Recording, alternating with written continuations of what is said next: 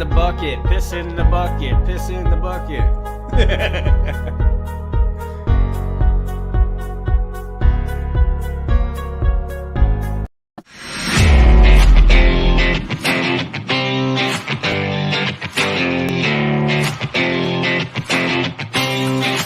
You are now tuned in to Dumb Jock Sportscast. What up, people? You are now tuned in to the Dumb Jock Sportscast. It's Big Money D. What's up, man? It's been an eventful week, you know? It has. Sports. Again, a lot of stuff been going on this week.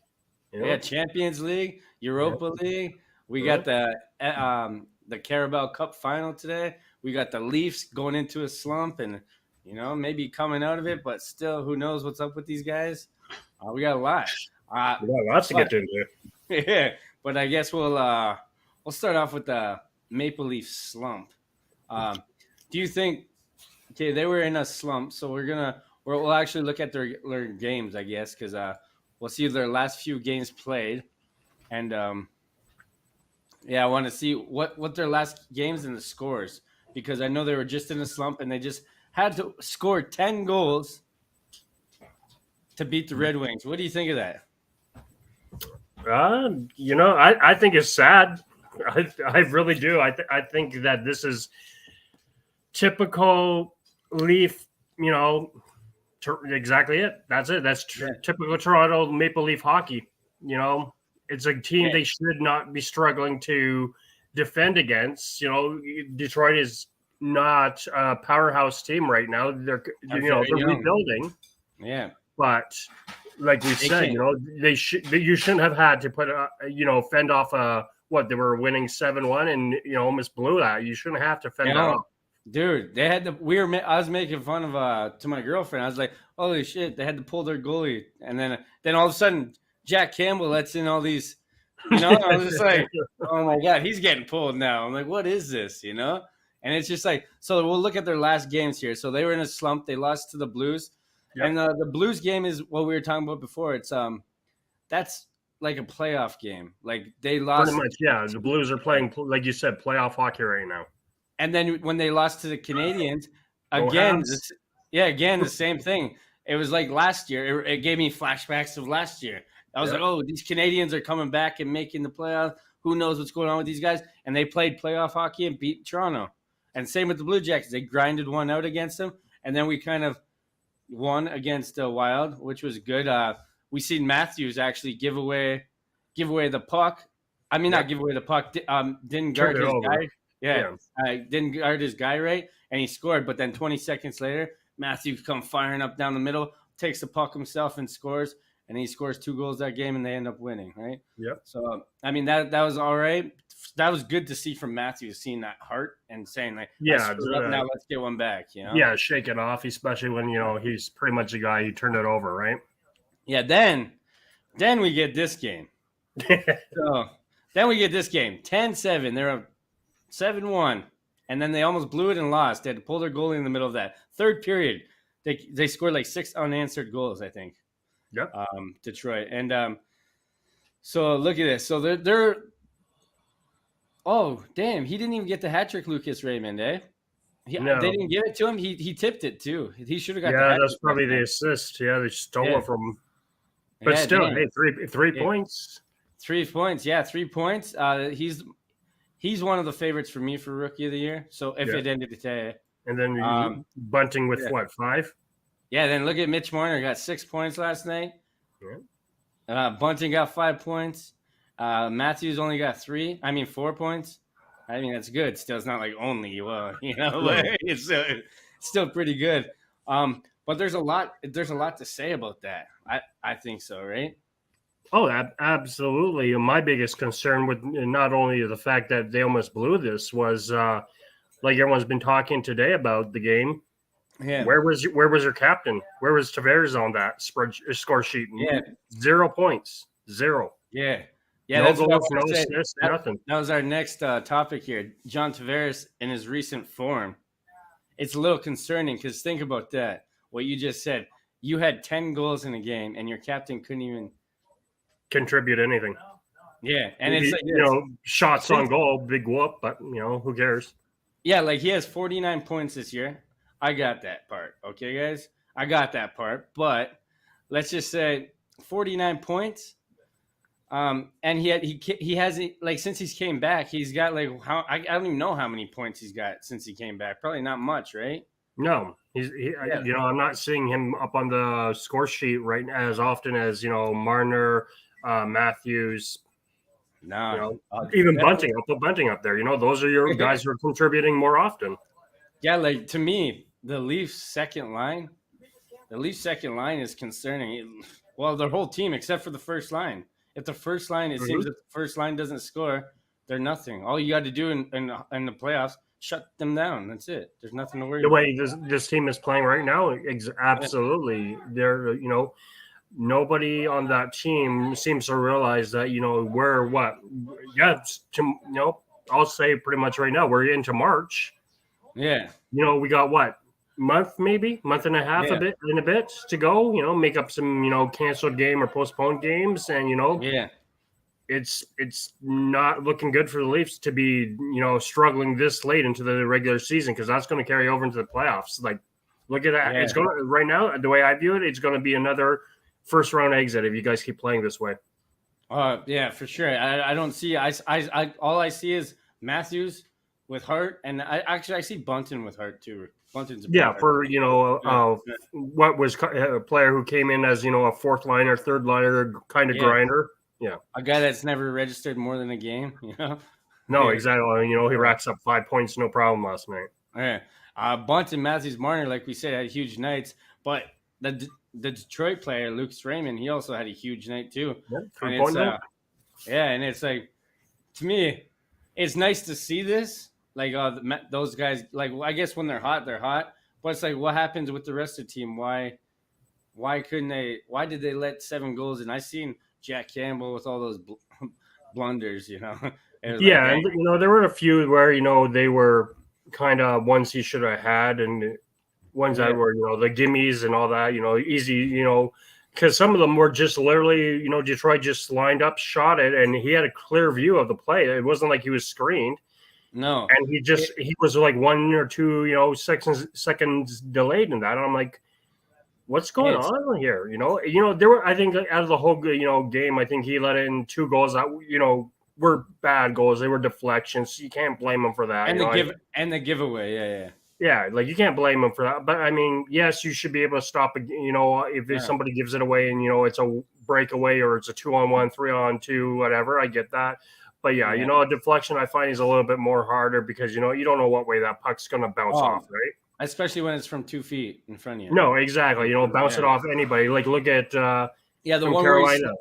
The one where he was sliding over this way, and the guy Raymond, I think, tipped it, and it went the opposite way. Yeah, that's what I mean. Like this past week, I saw it in Dallas. It's his game, and I've seen it in Carolina earlier this week. With Sebastian Aho. They do the lacrosse style go right behind the net, lift it up over the shoulder in. You can't protect against that. No, that comes to the next question. You've been in Leaf Nation's chat room. So they're all calling for Campbell's head. They want Price. They want Fleury. They want anybody but Campbell and Mrazek. And to me, like you said, before the All-Star break, Campbell is one of the best players in the league. He was, I bet you he was a favorite to win the Vezina the way he was playing, Yeah, and then all of a sudden, and now everybody's calling him a career second stringer. Yep. Like all the Leaf, overpaid. He's not worth the contract coming up because I guess he's a free agent. Yeah, let him walk. They're all saying it's like they're like I'm like this to these guys. I'm like, you guys want to trade for a 36 like Campbell for a 36-year-old goalie in Fleury or a guy like Price, which is going through mental problems right now. Yeah, and he might not be the same or want to play again. So you'd risk giving him to let Price sit on our bench? Like, I don't get it. No, exactly. Well, the other name I'm hearing too is they're talking about we need to bring back Frederick Anderson again. I'm like, you really think that Carolina's gonna give you back him? They're gonna be like, no, you took Mrazek off us. You keep. And it's like this. I honestly think it's just every goalie goes through this in the middle of the season. You know, it's like every player has a bad time. It could just be a couple months. It's like, especially after All-Star break, you always see a lot of teams do better after All-Star break or do worse. It's just the All-Star break does something.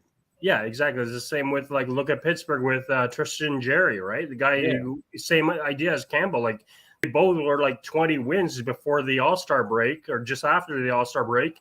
And, like, since the All-Star break, they've won like maybe 2-3 games each. Yeah, and another guy that's in a slump is Ovechkin, my guy. Yeah, Ovechkin. You know who's not in a slump, though? Everybody's seen enough. He's catching up.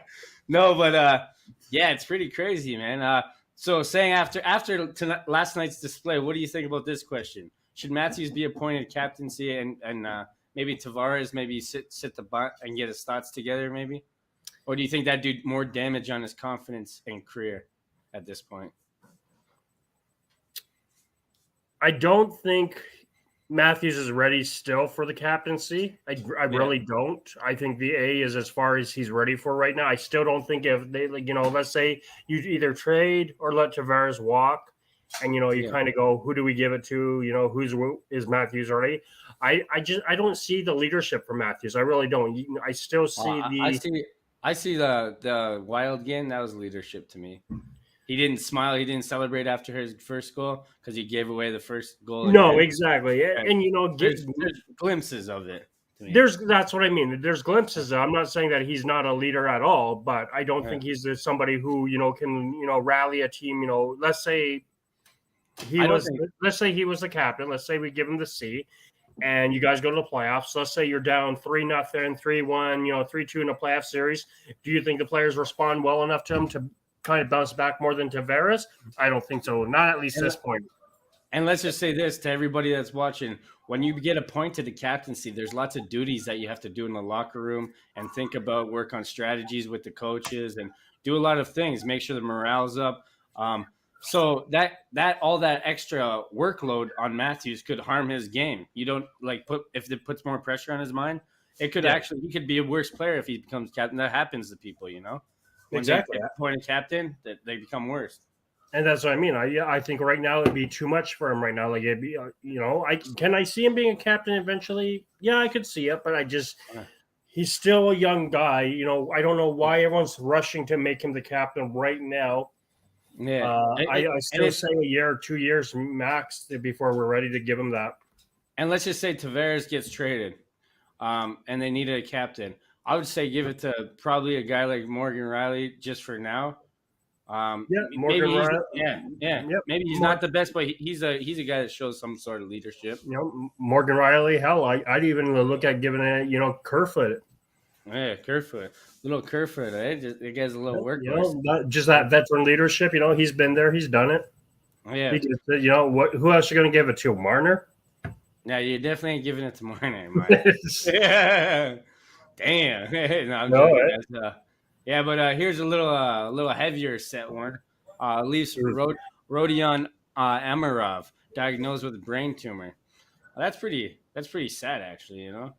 Yeah, it is. That was earlier in the week. I think that was Monday or Tuesday that broke out, and yeah, and the Leafs the Leafs I think had a game. I think that day or the day after, and they rallied together and made the little Instagram video and made the whole dedication ceremony to him. John Tavares came out, and that's like what captains do. And and everybody was buzzing about this guy too. I remember he was a hot prospect. He was a guy for the future. And then, damn, I hope he's all right. I hope he makes it through it. There's been a lot of feel good stories lately with players who have been diagnosed with leukemia or brain tumors or any type of serious thing like that, and they come back and they play. Like Saku Koivu, Mario Lemieux. No one thought the other of those two would probably or hell, look at even Eric Lindros for concussion based he played. Hey, even Crosby. Yeah. Crosby was having the head issues, and they thought he was going to call it quits soon. Yeah. And then so hopefully this is another feel good story, because you'd hate this, especially this guy has his whole life ahead of him. he's still young. He's still under 20, and hopefully he gets Yeah. better. Yeah. Yeah, And absolutely. It's definitely a sad thing, but no one's saying, hey, he's gonna die in 6 months or anything like that, or that his career's over or anything like that. No. But hopefully he bounces, beats this, and I look forward to seeing him. Like you said, he is a highly, touted prospect. Yeah. And I know the Leafs were high up on him because with they started drafting a little bit more European players, and he was one of them that they've touted and they like. Yeah, man, it's pretty crazy. And speaking, because he's Russian, probably because of his name. Yeah, there we go. Russians, do you think that the future NHL, if this what's happening in the news lasts for years, do you think it'll be hard for Russians to get their visas to come play in the NHL now? Yeah, I heard it's going to be almost impossible. Absolutely, because like you said, with what's going on right now, not only the take away the politics of whatever country is doing right now in regards to Russia, but base it off like the leagues. I think they're gonna start blacklisting Russia. They pretty much were blacklisted from the Olympics, right? They have to go under as the Russian Olympic Committee. They can't qualify or participate as Russia. It has to be the Russian Olympic Committee. And you know what's crazy? The one girl was still caught doping. Mm-hmm. Yeah. So it's like these guys don't learn. I don't know. It's sad. No, exactly. And I think that proves that. Like, I mean, I don't think Russia really cares, or they think that we're Russia. We don't screw you guys. We'll do what we want, and you can't stop us. But absolutely, for anyone who goes over to like the Russian hockey leagues or plays in Russia's leagues and wants to go to the NHL after, no, I think that that window's closed. I'd say for the foreseeable future, and I can't blame the NHL, NFL, NBA, whatever league, pick a league that say no, you're not coming over here. I think they're gonna have a tough time in sports for a while, especially after all the doping and everything. They already had a tough time, and now this. I don't think we'll see much of Russian except for the people that are already over, like Ovechkin and. Well, no, exactly. Well, look at like I was talking to you earlier in the week. Like take the, the International Hockey Committee, right? They're booting up the juniors again in the summer. Look at all the countries who are saying we're not playing if you bring Russia back into it. Yeah, all of them. It's crazy. Everyone's basically said we don't want to play if you're going to have Russia in the tournament. Yeah. And we'll get to that later on. We got a few, but we'll move on. Yeah. Well, Leafs, in my eyes, need a defenseman bad. I think it's more than just the goalies right now. I think it's their defense core. This is what I propose, Leafs Nation. This is what I propose. Okay. You okay? This is what I propose. Okay. We trade Marner, Brock Besser, Quinn Hughes. That's what we get for Marner. Okay, guys? Now we pick up Chara because he's a hard-nosed guy. He's a guy that we would need. And there's our young and old defenseman. Boom. Perfect. Sorted. And we got a guy that replaces Marner and Brock Besser. Maybe it's not the best option, or maybe he's not as good as Marner. Okay, I get it, guys. But Quinn Hughes is a guy for the future, like you guys want. And then we'll address the goalie situation. We keep Campbell. We don't get rid of him like a donkey team.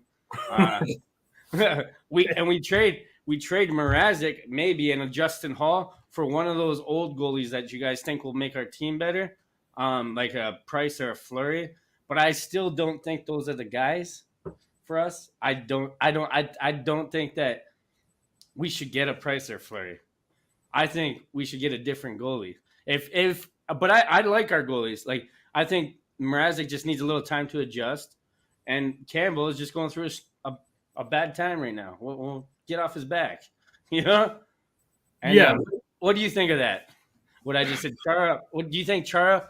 I know we already went through that whole last year of all these rental players, but I think Chara's actually a way better rental player than Joe Thornton is. Joe Thornton was kind of old, and The only, I mean, like you say, topics Leafs need a defenseman bad. I think you need everything bad right now. I really do. Your defense. Remember when I brought this up on the podcast? We need more depth and forward. You're like, oh, you're crazy, man. Well, that's until I saw that your second and third and fourth line can't do anything. And now I'm like, yo, we need it. Now I'm kind of with you on that take. Yeah, that's what. And what do you think? What do you think about that kid? I proposed a deal last time to Tavares, but obviously Tavares, he probably has a low Nobody's value taking right that $11 million. Yeah, no. But Marner, on the other hand, I think almost every team would jump at him and we could get a lot for Marner because I bet you because he's doing really good in regular season, and they'd be like, oh, if he just went on a different team with different players, he'd be way better in the playoffs. And so let me kick a trade out at you, and you tell me if you could see something like this because I think it's a win-win for both teams. All right. So Toronto and Dallas been talking. They've been talking about John Klingberg. Yeah. Toronto needs defense. Yeah. Dallas, we could use some scoring help. We're not getting many games lately where we're putting up 4 goals, 3 goals. We're winning games 1 and 2-0 or 2-1. What about Marner for Klingberg? Hell no, bro. Buddy, are you insane? Are you insane, bro? That guy's a giveaway Gill, man. He's an offensive defenseman, which is what you need. No, we need guys to defend. We need guys. Well, nobody on the Leafs defends. At least get a defense who will score with you. Yeah, if we had some defense, like rock solid defense, we need a Chara on the team that fucking, breaks somebody around. You pretty much have a Chara, a pylon that stands there. You had Phaneuf, you had Cardiac-Cavall. Dude, Chara's a legend. Chara's a legend, bro. Chara's a legend. Maybe 3-4 years ago he was a legend. Now I don't even know what he's doing. I would put Chara ahead of almost all of our defensemen still at this age, except for maybe Riley. All of them, except for Riley, I think. And Sandin. Sandin's good. I like Sandin. Right. Yeah, but Sandin's not saying much either. Yeah, but those are 2 defensemen, so we still have way more. So that's what I mean. So we have Justin Hall. I don't know who would take him. Nobody. He got 2 points. Yeah, he's going to be Ryan Zingle. He'll be traded and then he'll be put on waivers. Yeah, and there's talks that actually Leafs are getting JT Miller, and they're going to throw Luke Schenn in the deal. Yeah. You're not getting Miller. I keep hearing that, and it's annoying to hell out of me. You're not getting JT Miller. You're not getting. I don't want him. You're not getting Miller. You're not getting Hughes. You're not getting any Canuck. I keep hearing the Leafs and Canucks are talking nonstop about making a trade. You're not getting him. You know what it is? The only way that we would get Canucks players, because all of them are big prospects. Like they have tons of big prospects. Like the only way would be Marner because he's a now player. He's good. For the 2 guys, we shouldn't go after these JT Miller and maybe a Luke Schenn, bring him back. I don't think so. I'm hearing the Luke Schenn name a lot. I'm hearing that that's a defenseman. I'm hearing JT Miller is almost a done deal, and they're thinking about getting the Luke Schenn with it. Well, the thing is, I'm not hearing Marner, who I'm actually hearing going the opposite way. Yeah, I don't want Marner to go for them, guys. No way. No. I'm hearing the young winger. You know him, Ilya, whatever. Mikheyev. Yeah, I'm hearing that. That's who Vancouver is asking for. Oh man, that'd break my heart if they sent that guy back in. I know Toronto is not willing to give up draft picks. That's because I was looking at this morning to see why the Klingberg deal with Toronto hasn't worked out yet, and that's what Dallas was asking Toronto for was their first round pick, and Toronto doesn't want to deal first round picks anymore after they got burned on the Nick Boudstra deal. Yeah. But I don't know. I mean, it's definitely heating up. Either at the Did you see what the Leafs just did, though? They put Jake Muzzin, after he was deemed a little healthy, they put him on the injury long term. Yeah. So now they actually had freed up some more space on their cap. Just like exactly. Tampa Bay. Well, they what? Tampa Bay did. Yeah, I was going to say he's out for 24 days or 10 games, whatever it is. Yeah. Technically, if you look at the ruling of it, he has to miss, X amount of days or games, or whatever. And he's going to – and Dubas said that if he's healthy within 10 games of the season, the end of the season, he'll bring him back. But I think it's But just, that's the thing is then you go your salary cap, right? The Leafs right now, I think, are negative $6 million right now. no, they have 2 mil. They can buy. Yeah, what are you going to do with $2 million? You think you're going to get Fleury or? No, but you got to look at it like this: when they trade players, they get but even then, right? Who you to really get a big name, you got to send a big name too. Like there's no way. So Fleury's making $7 million. That's his base contract. Yeah, that's what I mean. You think you're going to be able to include enough without giving up too much to get a Fleury? I think Price is making something like Marner's making, like something crazy, isn't he? Yeah, they're still making like $5-6 million. Yeah, no, I think Price is making more than I think he's making like $10 million. That guy, right? Price. Well, there you go. There's the reason he's not in a rush to come back this season. He'll sit at home and collect that $10 million. Oh, dude, it's like this. Why would he want to come back to a team like that? I tell you what, because the Habs are making the playoffs. Yeah. Okay, we'll get into that. Okay, hold on. So if Matthews gets the Rocket Richard Trophy and he gets the most points, I think he definitely deserves the Hart Trophy because let's just face it, if he gets the most points and the most goals, that's basically a no-brainer. It has to be. It's like it doesn't matter, especially like it's not like he's on the team that doesn't make the playoffs and he's getting all these numbers by himself. They're still doing something. He's come back making wins, and I think a lot of people would be like, oh, because they don't like the Leafs or whatever. They'd be like, no, or they like McDavid. Will say like a lot of people would pick McDavid in a heartbeat. You're reading my mind here. I was thinking, what about McDavid? And it's like this: Oilers just lost again, and they're probably gonna miss the playoffs. Like, you know what I mean? If they miss the playoffs, like how would any of those guys get a Hart Trophy if they missed the playoffs? Well, but you can say the same thing. Like McDavid and the Leon Draisaitl, they've missed the playoffs, and those guys are winning the trophies. Like yeah, but that's Rocket Richards, Harts, whatever. The Hart Trophy goes to the best player that has a team that you have to at least make the playoffs. You can't just be the guy. You can't be the best player on the last place team and be like, yeah, we did it. And it's just one guy, Come on, it's all name recognition. And it's McJesus, Everybody that's what I'm saying. You can't take that away from McDavid. Yeah, it's like he's like, but I'm McDavid. Exactly. No, but okay, guys. I say this being unrealistic. I don't think Matthews will get the most points. Most goals, he'll probably get the Rocket Richard Trophy. That's probably the easiest one for him. But most points, he needs a lot of assists, and he's still like he's not an assist guy. His goals, yes, absolutely, but Marner's his assist man. Yeah, so let's so that's pretty. I think if he ends up pulling off the most points, for sure, in my eyes, he gets it. But is it realistic that he gets the most points? I don't think so. No. Does that make sense? That's why McDavid or Leon always get it because they score and they still pass back and forth with each other, so they get the assist as well. Yeah, but if they keep having nights like last night, Matthews. Well, clearly he could sneak it, He could, absolutely. If Matthews pulls another couple of 4 or 5 point nights, absolutely he could sneak in there and take it. He's right up there. Yeah, he's right up there. So you just touched up on this a wee bit, but we'll get to it here. Let's get that. Yeah. So Habs winning streak.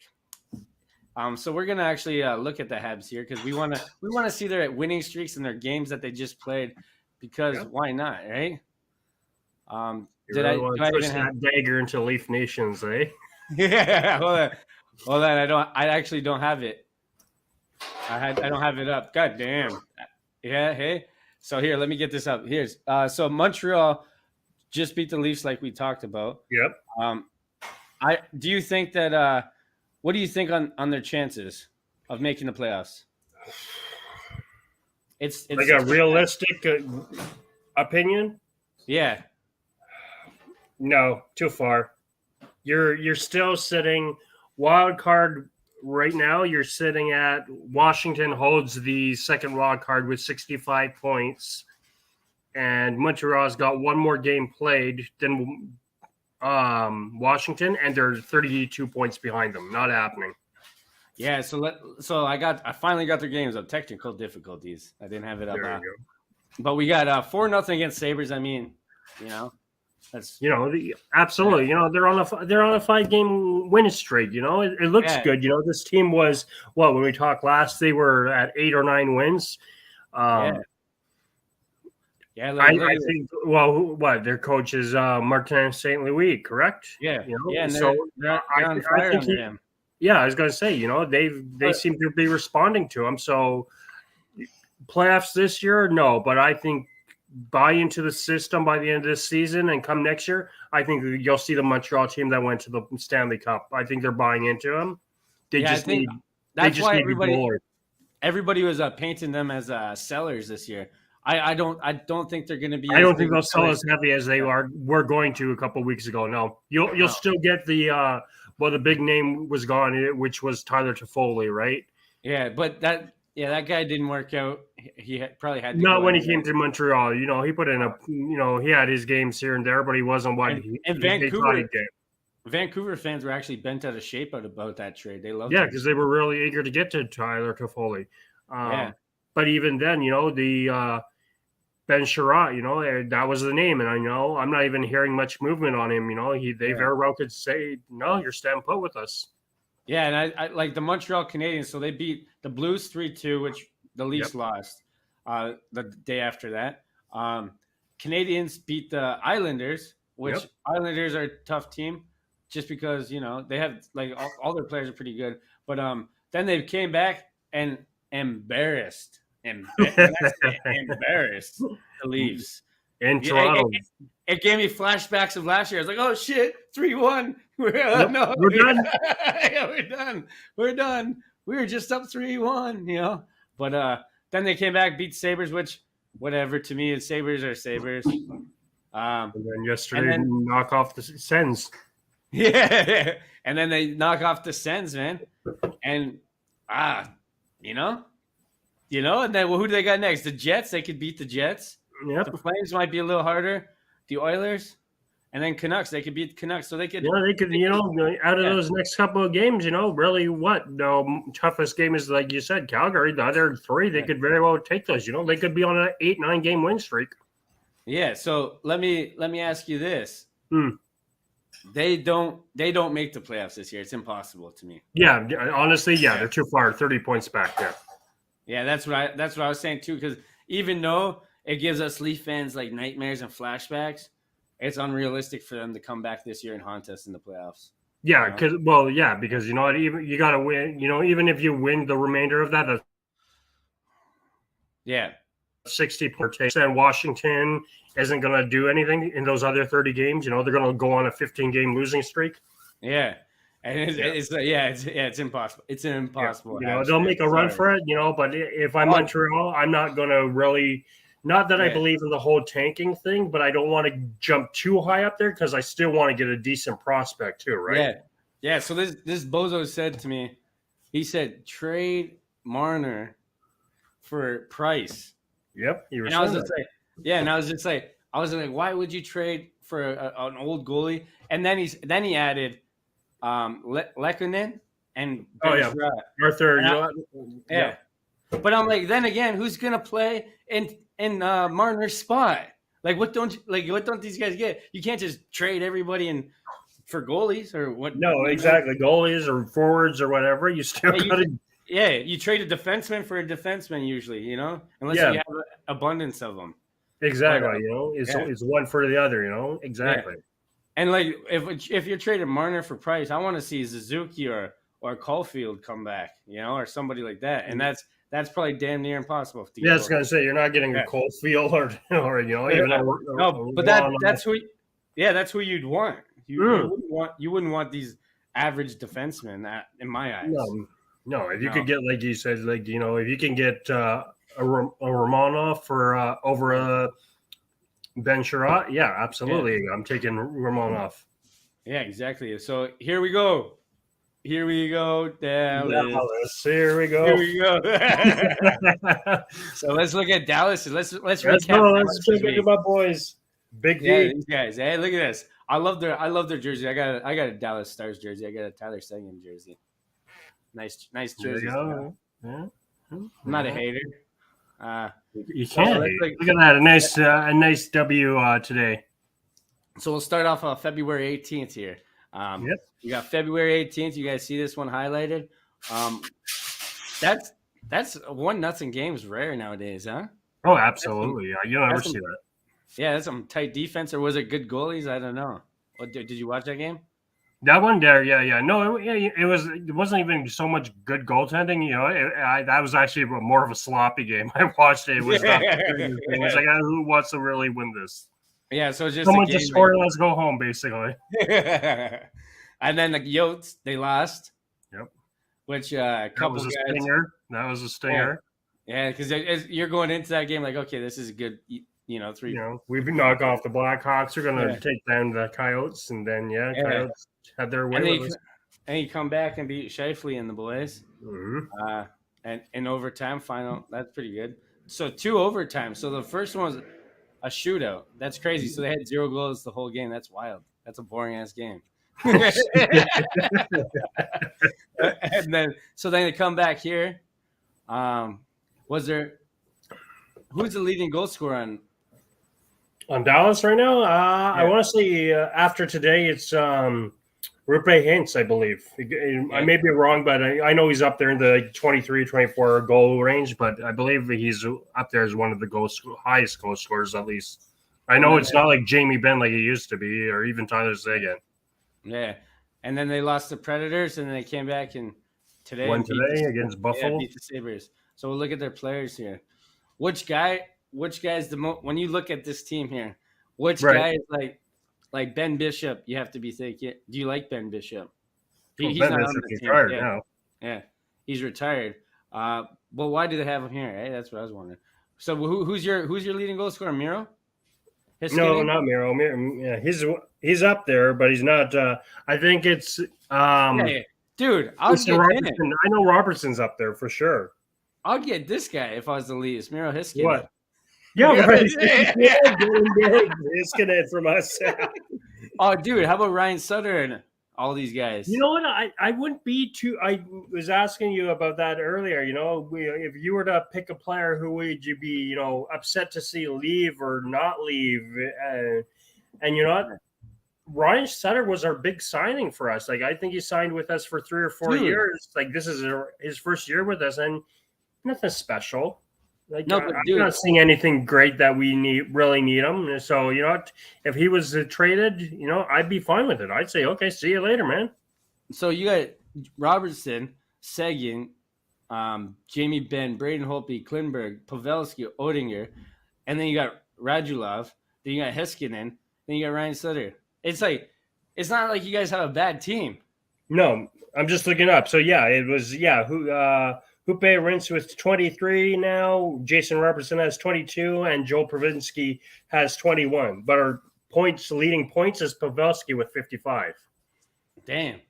Yeah, so it's not like you guys have a bad team either. No, and that's the sad thing is I keep hearing Pavelski's name getting thrown as trade bait, depending on where Dallas sits come, closer to the playoffs or the trade deadline. They're thinking, okay, whether we win or don't win without him, they figure, somebody will want to take a 50-point man guy for the rest of the season, and we can get, either some draft picks, decent players, or, let's just say a Marner. Let's just say Toronto threw out, hey, Marner for Pavelski in your first rounder, right?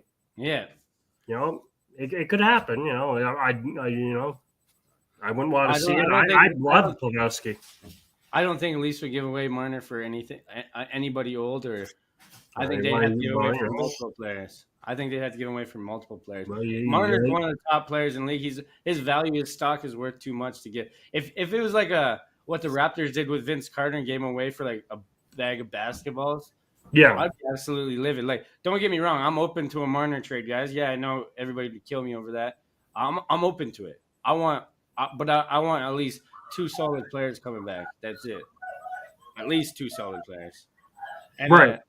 And I think you'd have to trade him to a team for solid players that are either out of the playoff picture. Yeah, most likely out of the playoff picture with a lot of young guys on the team.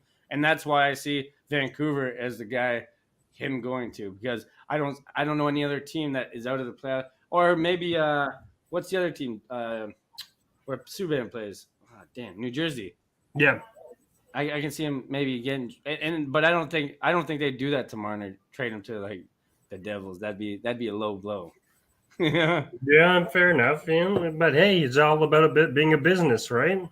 Yeah. So who's your goalie? Just Braden Holtby?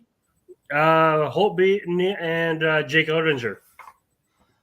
Yeah. So Holtby is what, backup or what? He started as our starter, but yeah, he's relegated to the backup now. The Holtby's kind of fallen off favor with us now. So yeah, it's been Oettinger pretty much riding our season for pretty much the rest of the way. It looks like it for now. Yeah, it's crazy. Oettinger. Yeah. I forgot I just said that guy's name. But yeah, that's pretty crazy, man. I don't know, man. So Dallas Stars, man.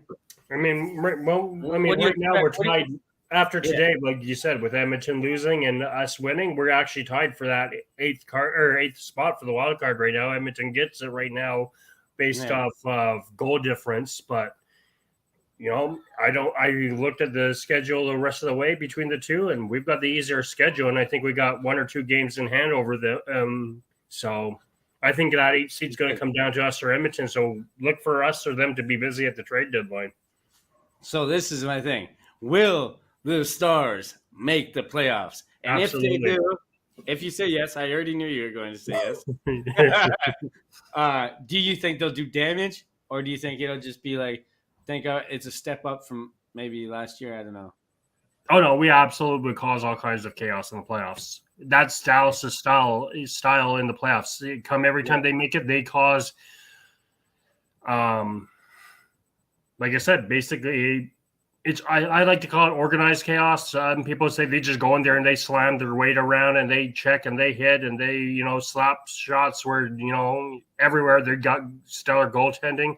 It's like when we made the Stanley Cup a couple years ago. Remember that was when they did the friggin' round robin play-in for the playoffs, where 24 teams made it and you played this group and you played that group and everything. Dallas lost every single game in that, but still squeaked into actual elimination rounds, and that's when we started knocking off teams like Colorado, who had no business being there. Yeah, knocked off. Well, think about it. We knocked off.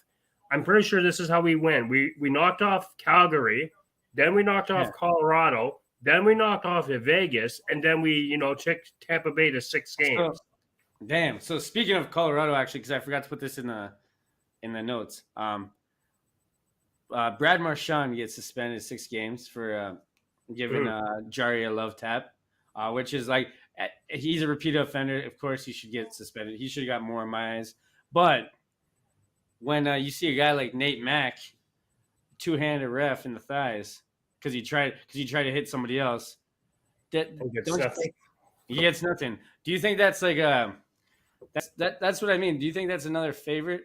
Like that's absolutely. I think that's I'll call it outright. I think that's a bullshit call. Yeah, absolutely. Because everybody saw it. Everybody saw it. And they're like, that's if you look at the rule book, any contact with an official is an automatic 20-game suspension. Dude, I think if that was Ovechkin, he'd get suspended for that.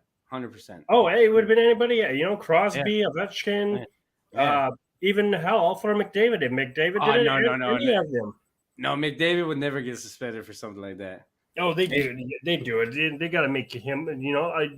I find the league's golden child back, like when Crosby was the golden goose for the league.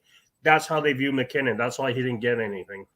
Yeah, I think they put McKinnon up there as like the new face, kind of like a Crosby. But he's not. Yeah. I don't view McKinnon as the face of the league. If I'm going to look at anyone in the league as a face, it's going to be Matthews. It's going to be McDavid. Hell, I'll put Crosby and Ovechkin still as a face of the franchise, or the league.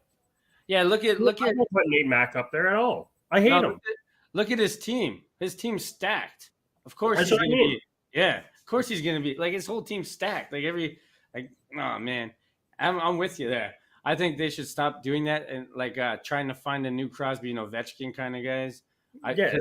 Just let them play their style and whatever happens. Yeah. So, do you think? Would you love to play Colorado in the playoffs? Absolutely. Yeah, I would love to face Colorado in the first round because I know we handle them no problem. I tell you right now, we get Colorado first round, second round, third round, whatever. We sweep Colorado 4-0. I'll put it out there. You got me on video right now. I'm just telling you, Colorado does not have a chance against Dallas in the playoffs. They don't play us well. I think if you guys were to get them and beat them, I think sky's the limit after that. You know how big you guys would feel after? Well, that's what I mean. We beat them. What was it? We were beating them. Then we friggin' had to get the 4-game heroics from Joel Carivanta a couple of years ago to win Game 7 against them. But like I said, after we knocked off Colorado, we had Vegas, and everyone's like, oh, well, Vegas is going to smash you guys, no problem, because, they had Shea Theodore, they had Max Pacioretty, they had Fleury and Ledner. And, we just went into Vegas and we knocked them out in 6 games, I think it was, 5 or 6 games. So, yeah, absolutely. Dallas is one of those teams that come playoffs. They're like you said with St. Louis. Dallas is a playoff team that play playoff hockey when they need to. And that's what I wish the Leafs were. I wish they were the team that just squeaked in and went all the way, instead of being the team that dominates the regular season. And that's what I mean. I'd love to see Dallas, be a first seed or a second seed. But you know what? I look at it. I don't care if you're first or you're eighth. You make the playoffs, you have the same chance as anybody else in the playoffs. Yeah, that's how I feel too. It's that's why at the end of the season, if they started doing more strategic moves, like how Raptors did it, man, how they sat Kawhi Leonard out and all that stuff. I think that's kind of smart because you don't want to risk, and you got to work on a strategy. Don't just give these guys a whole day off. Get them working, tell them what they need to do. Get all that kind of stuff going in. I don't know, man. I just don't think you should let them go out there and just run up their stats. No, exactly. That's what they seem to be wanting to do with them for the most part. Let's get them the trophies. Let's get them the awards. And, if we win in the playoffs, that's so be it. How about this? Sheldon Keefe, when they played the Wild, Matthews was on a hat trick and there's an empty net and he didn't play him. No, exactly, right? That's crazy. Usually, if Matthews would have played, he could have got the goal, not Kerfoot. And that was a big thing in Leafs because they're because Matthews was cool with it. He's like, oh, that's okay. I want the team to win, Well, not only that, but I think, we're talking about suspensions and, key players getting hurt. Like the league look and say, oh, you can't touch Crosby or you can't touch this person or that. Yeah. That game, the Minnesota game, look at Zuccarello with the hack on, what was it? And, he goes down. And everyone lost their head. They're like, oh, Zuccarella's a dirty player. And, where's the ref call on that? And, I look at it and I understand the reason you got upset, but I don't think it was as bad as people made it out. They made it sound like, he chopped his ankles off. Yeah, but it's like this. Like you said, man, I don't think the Leafs are a team that gets the refs on this. I think a lot of people they don't care for them, basically. I don't because you know why? Because of the fan base. The fans have made it that nobody really wants to root for Toronto or see them go far. Like I told you, I had to, my friends are Leaf fans, and I have to talk to these guys. I'm like, I feel sorry for you. What are you guys talking about? It's it's crazy, It's you got 2 types of Leaf fans. Leaf fans that already started parade before the season started. That's one type. The other type is everything about the Leafs they hate.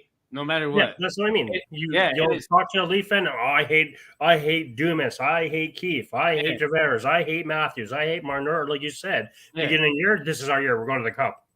Yeah. And that's every year is your year. Yeah, every that's a 2 type of Leaf fans. It's I get it, guys. Leaf fans everywhere. This is the year. These are the 2-3 years. No, these are the 2-3 years that we felt like we actually have a good team. We haven't felt like this forever. And it's what did the last 2 years teach us? Nothing. That this year is not our fucking year. That's what I mean. You still have false hope. It hasn't taught you anything. Hey, dude, hope is what kills you, man. I'll tell you that.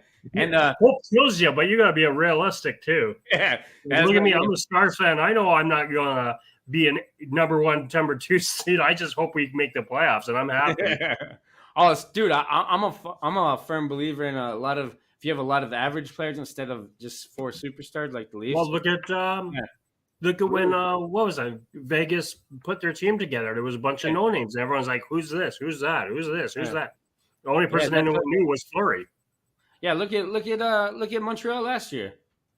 Sure, it's a short season. I get that, people, and whatever, and everybody's gonna blame it. But the same excuse everybody would have used against the Leafs if they would have made it to the final, and it wouldn't have counted. If the Leafs made it to the finals last year, nobody would have. Everybody went, "Oh, it was easy. You only played Canadian team." And then they lost. Oh yeah, it was hard, for Montreal.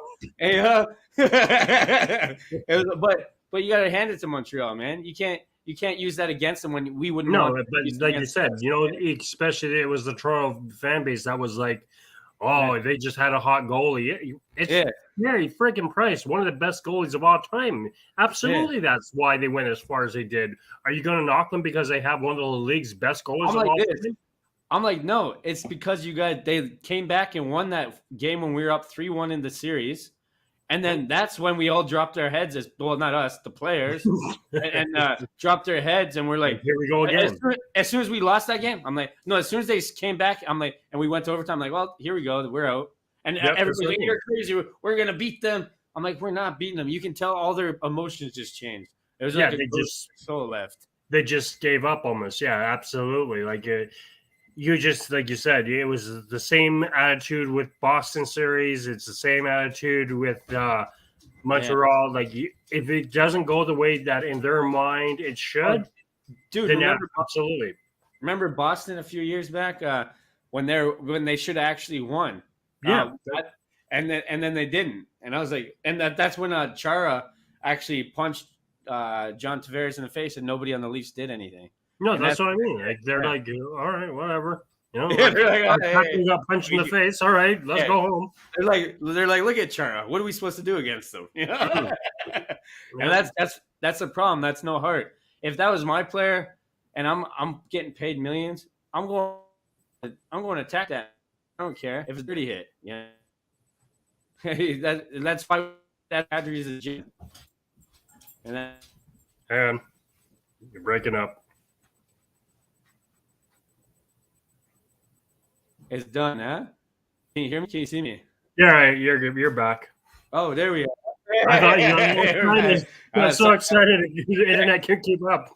I was like, no, yeah. But I guess that's what Kadri is for. Come back and make those dirty hits. Sure, he got suspended for him, but at least it was hard. Yeah, exactly. That's what I mean. You still needed some type of grit or some type of pride, at least, right?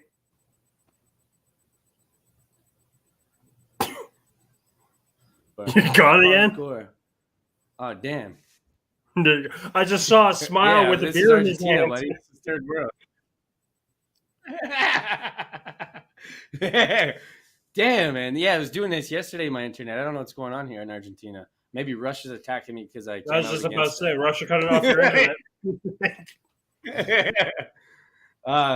Yeah, but so the Stars will make the playoffs. You think so? For sure, huh? Honestly, I think if it's going to come down, it's going to come down to for the last two wild card spot. It looks like it's going to come down to Nashville, Edmonton, and us. And I think Nashville gets one spot, and I think we get the other. I think it's going to come down to maybe the last week, or we may clinch it before then. But I think the last spot or seventh seed comes down to us or Edmonton.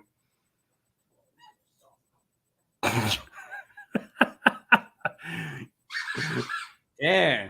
What's going on with my internet, guys? Yeah, I got this from you. What? Oh, that's I'm like, oh, okay. I'm like, did I say something to offend you? This guy, he's throwing out mean mugs.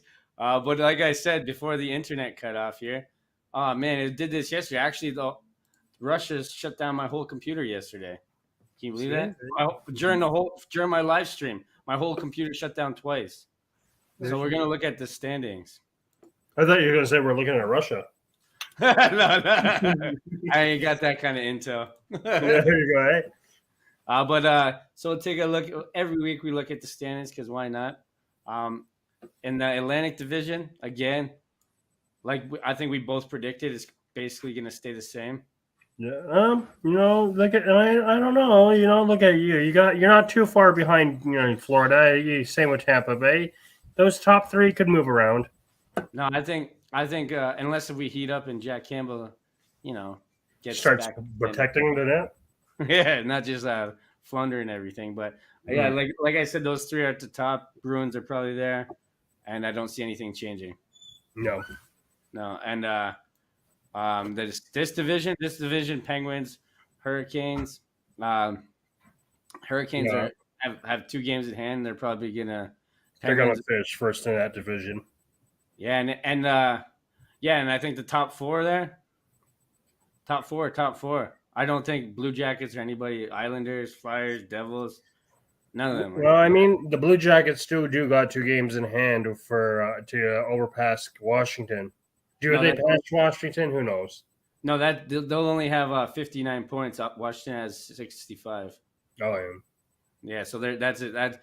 They have 2 games handy. If they get the 4 points, they only have 59. So they have 55 right now. Even though Ovechkin is getting into a slump and maybe the whole war thing's going on in his head, kind of, who knows what's going on. But dude's got to score if he wants to beat Gretzky. Is all I'm saying. He's not going to beat Gretzky though. Ooh, I already said it 6 years ago. He'll beat Gretzky. Yeah, but you look at what Gretzky's saying now. Don't let the Russians play. He knows his record's in trouble. Don't let him play. Yeah. This is my thing. First, Gretzky threw out the COVID, so he stopped all the record breaking. He's like, we got to make COVID happen. Ovechkin's getting close. And then he starts this war. Gretzky, eh? Yeah. No, but here we go. So the Central Division looks like this. Yep. Avalanche with 82 points. They're sitting number 1. They're not moving. Then we got the Blues at 70. Then we got the Minnesota Wild, with the Leafs just beat, at 65. Then we got the Predators, 64. And now we got the Stars at 61. So I think – so you're saying now – because that's division. So division – that's division-based, yeah. Okay. Yeah, and then the Oilers are here at 61. Boom. Damn, man. How do you like that? That's what I'm saying, yeah. So like I said, we got 1 game in hand still, and I know we got Edmonton, I think, at least twice more. So the Pacific Division's the worst. Yeah. They're all crap. They're all crap teams, except like Oilers on paper should be doing better, but yeah, that division's always either won by Calgary or Las Vegas. There's no one really else in there. No, and all of them are like Sharks, Ducks, Kings. It's kind of okay. We just put the rejects here. Yeah, they're like, okay, you guys control this division. Yeah, you have that, guys. Yeah, here's your banana. Yeah. They're like the kids in when you used to group up in high school, right? You had one kid left over. That's you guys. Yeah, the guy in sports, eh? I guess we'll take Daryl. Yeah, exactly. Chubby kid with glasses. So yeah, that's pretty crazy. So you see Sharks making it. I mean, not Sharks. Stars making Stars. I'm like, what? Hey, Sharks are dead last almost. I see. I thought last year, Dubas should have blew up the Leafs. Like I said, if we don't make a splash in the playoffs, I'm like, last year was our chance because we did have an easy road to the playoff final. We did have the easy road, and we blew it. We still blew it. We complained that we played against Boston because Boston was always going to the finals and winning. And then once we get the easy road, we still blow it. Mm-hmm. So it's like this. Last year, when I said if we blow it and we don't make it, especially having the easy road and we only play Canadian teams to make it to the final, we have to blow up the team. Right. And start over. And and get all these prospects. That's what I said. And this is for sure. This is for sure. I don't care what Leaf Nation says. If we get knocked out first round or even second round, if we don't make it to the finals, I'm saying if we don't make it to the finals, we trade guys like Marner. I don't care. Are you talking Stanley Cup finals or like the conference final? I'm talking Stanley Cup. Dude, we don't got no room to not make it to the Stanley Cup finals in my eyes. Yeah, or we trade, or we fire Dubas or Shanahan. That's it. Simple.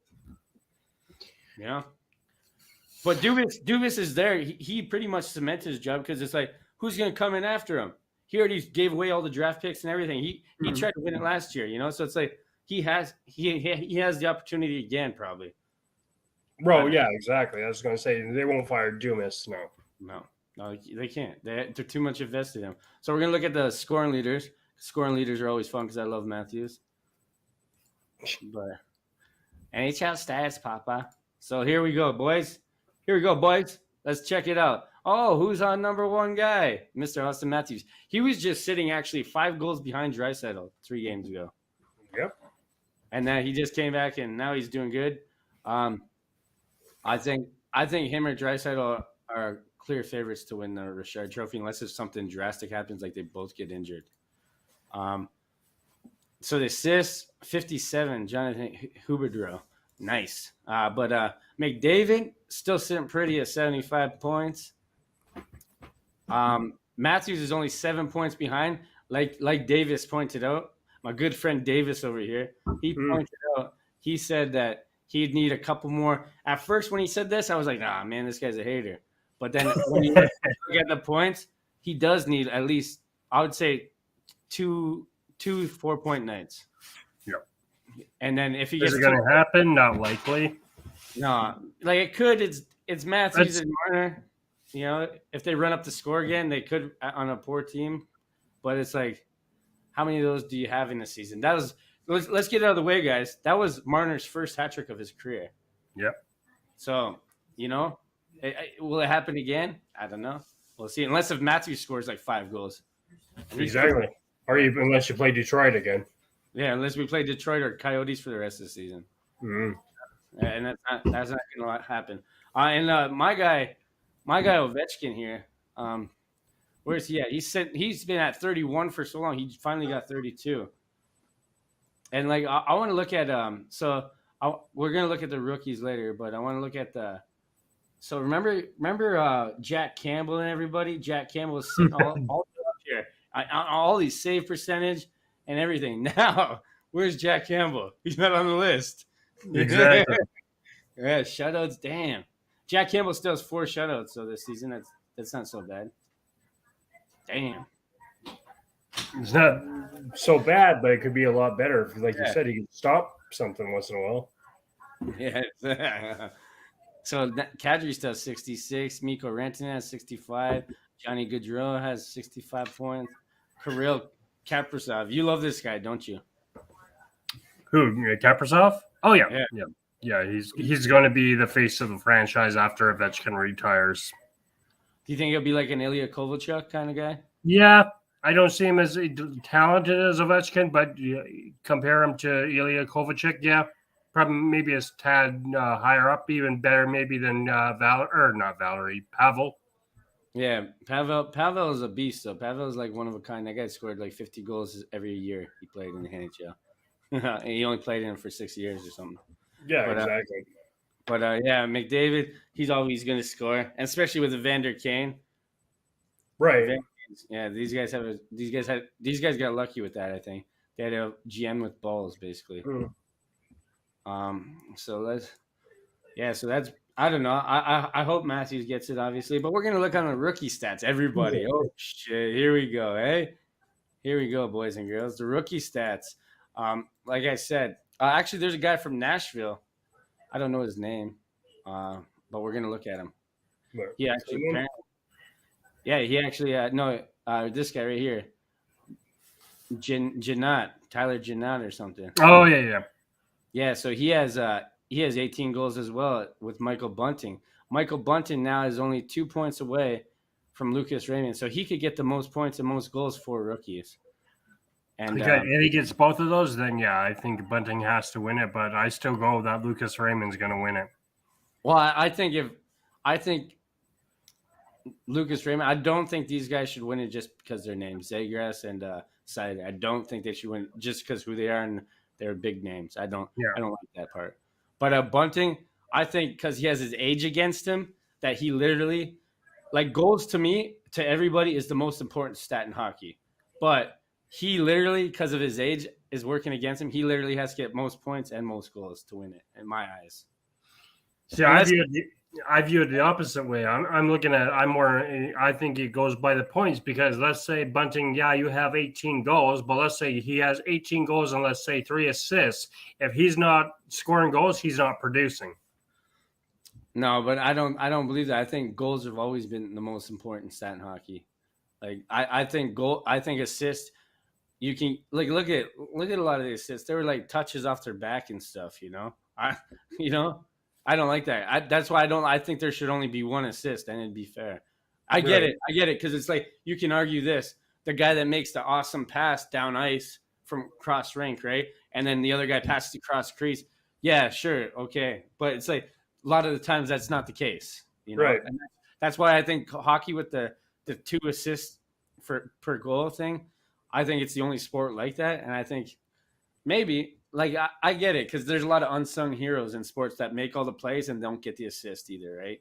So I don't know. It's a hard one, but I still think I think the Lucas Raymond guy is like, look at him. He has 15 goals. It's not like he's way behind Bunting. No, So he's clearly my favorite too. I think if it ended today, he gets it. Oh, today or by the end of the season, I am going to stick with that. Lucas Raymond will be the one who wins that. Oh, if this guy keeps playing with what's his You're name? not playing Detroit every night though, like we said. Yeah. Hey, but that worked for Lucas Raymond yesterday too. Right? Yeah, but I don't know. So we got this guy, Mr. Peke Rene. What do you think about him? Well, we're gonna get his little stats on the screen here. Do you think that? I think he's retired now. Yeah, he retired. Yeah. Yeah. So we got him here. Do you think he's a Hall of Fame? We had this discussion with Tuukka Rask, right? Yeah, they're both from Finland. Tuukka Rask has the best save percentage. I think Tuukka Rask is the best goalie out of the country. And he's a Boston player. And yes, the Leafs should have had him. And as a Leaf fan, have that turn out. Yeah, and we're not supposed to like him as a Leaf fan. You're supposed to screw every Boston player, right? But it's like I think this guy doesn't get on the ballot. I know I said Tuukka Rask did, but Tuukka Rask has a cup, Vezna's, and everybody's like, oh, this guy deserves it. It's like, well, why? I think he gets on the ballot. Like, I think he will be a Hall of Famer, but not as fast as Tuukka Rask will. Dude, let's just say this: Alexander McGillney has no chance of being a Hall of Famer. No, but Alexander McGillney has no business being in the Hall of Fame. No, Eric Lindros doesn't. So these guys. Eric Lindros doesn't have any business. No, those guys are not Hall of Famers. But are you saying Eric Lindros doesn't have a business? I'm saying this. Those two guys have a better case of being in the Hall of Fame than this guy. No. Oh, yeah. This guy? Eric Lindros, absolutely. I'll agree with you on Eric Lindros, but if you're going to compare and say Alex McGillney deserves to be in the Hall of Fame before Pekka Rinne, you're absolutely out of your goddamn mind. What are you thinking? 369 wins. He's 19th all time. 60 shots. 19.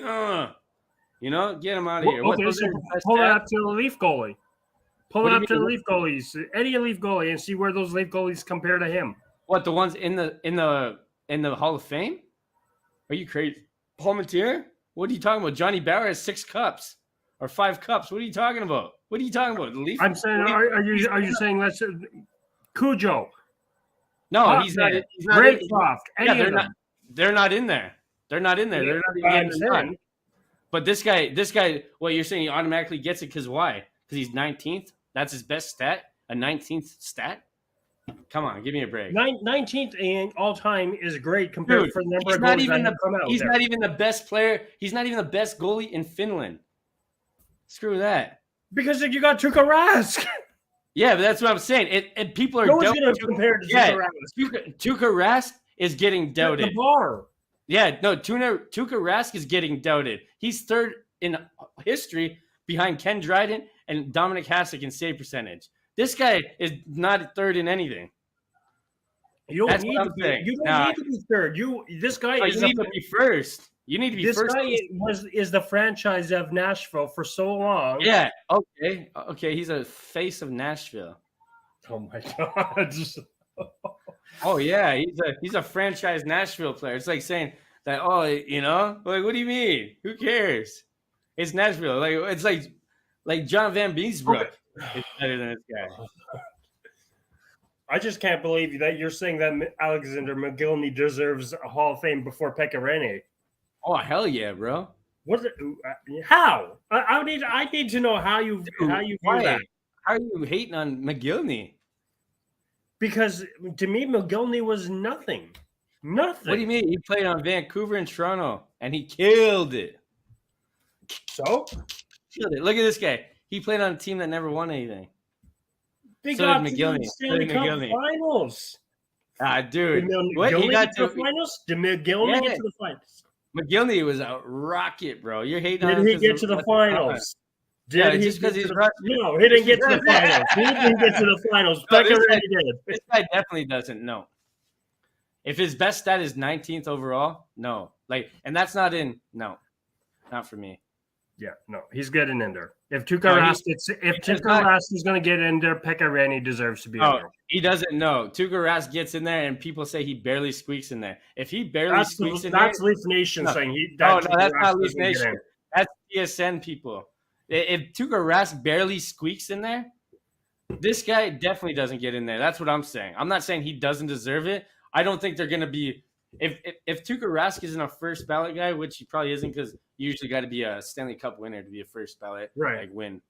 Yeah, but Tuukka Rask, like you said, third overall or third. And Tuukka Rask won a Stanley Cup. Yeah, no, I think Tuukka will be as much as many people are going to hate to see it. I think Tuukka will be a first first ballot.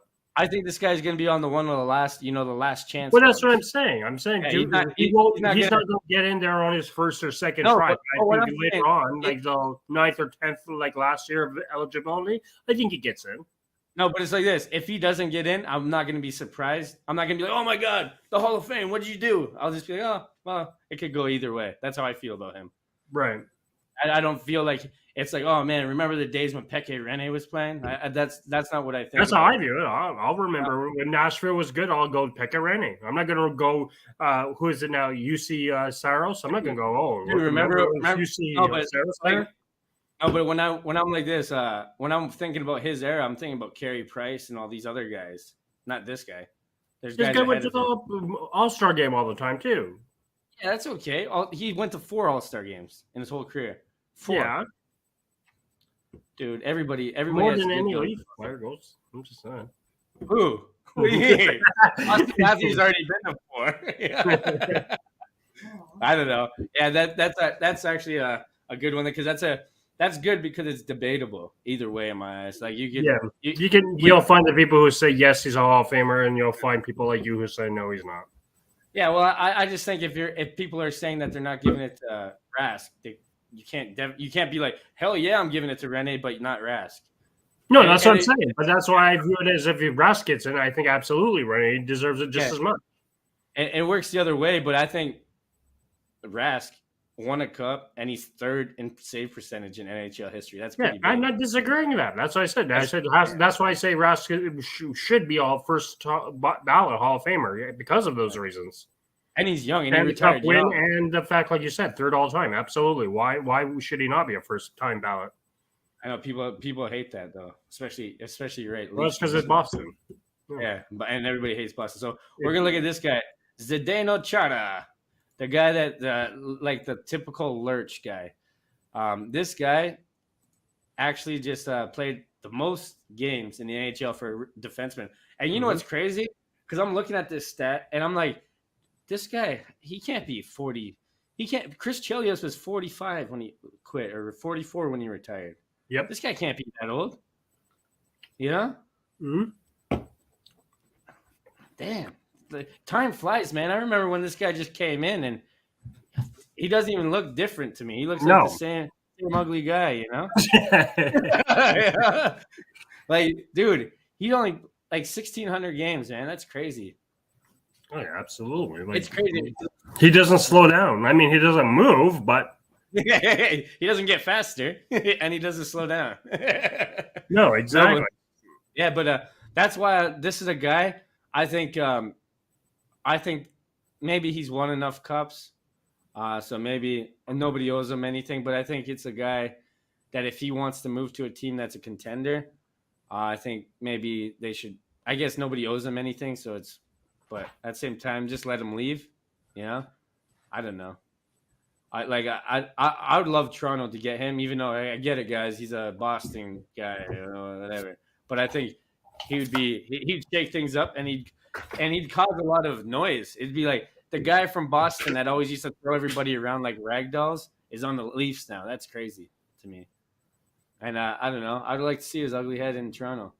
He looked nice and blue. And I've actually heard some rumors of him being involved in trades to go to Toronto. I don't see it happening because he's a Bruin or ex-Bruin.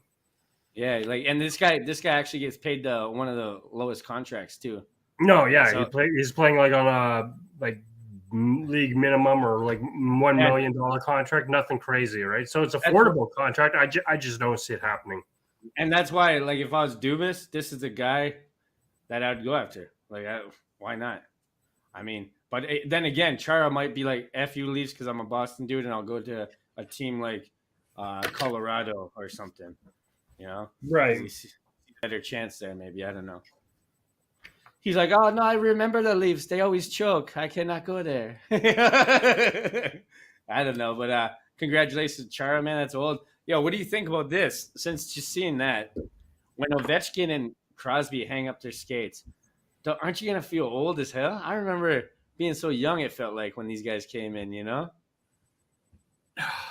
And it's like, but they're still producing, so I don't feel like that it's gone as fast as it really has.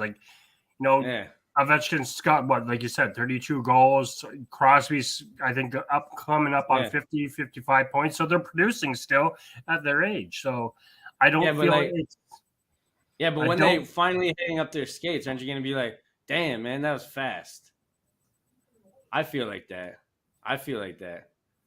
Right. No, I get what you're saying. Right? Think about that. Ronaldo, Messi, Crosby, and Ovechkin, they're all going to retire at the same time, probably.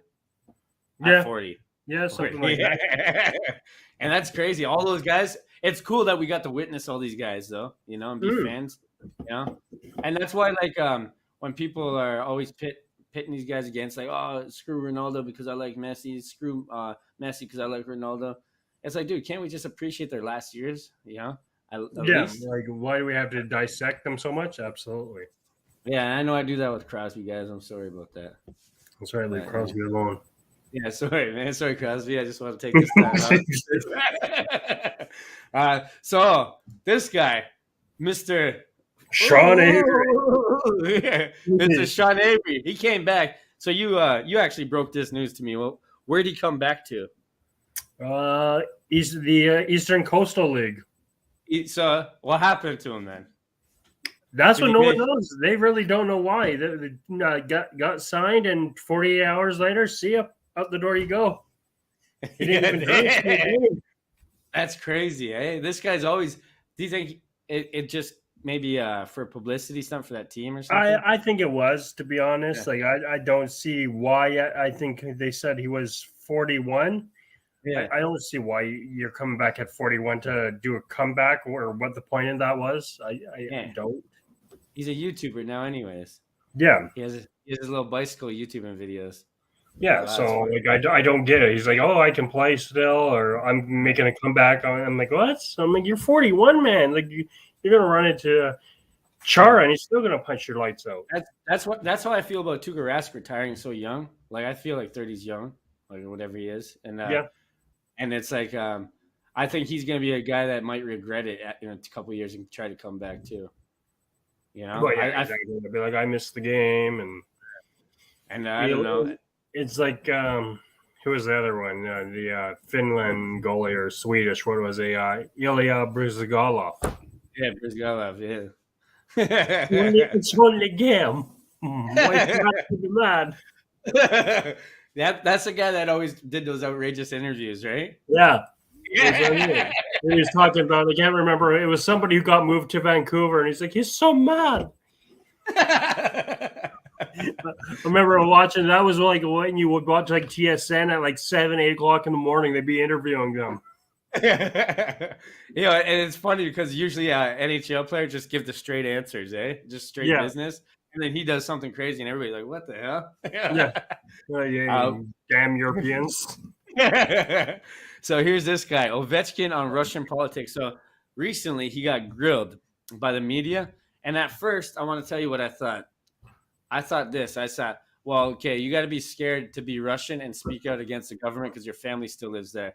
But then people, and I'm a biggest Ovechkin guy. Yes, you are. I went to his Instagram. If everybody wants to take time out, go to his Instagram account and look at his display picture. Everybody, just look at his display picture and tell me now I can't be an Ovechkin guy because it's him and Vladimir Putin, and I'm like, oh, so he's not saying anything, but maybe him not saying something speaks louder volumes than him. Because at first I was like, oh, well, I understand why they don't say anything. But then I go to his Instagram because I don't follow him. And I'm like, oh, I wonder what his Instagram looks like. And he turns out all his comments is him and Vladimir Putin. And he hasn't changed it yet. It's still to this day. That's what it is.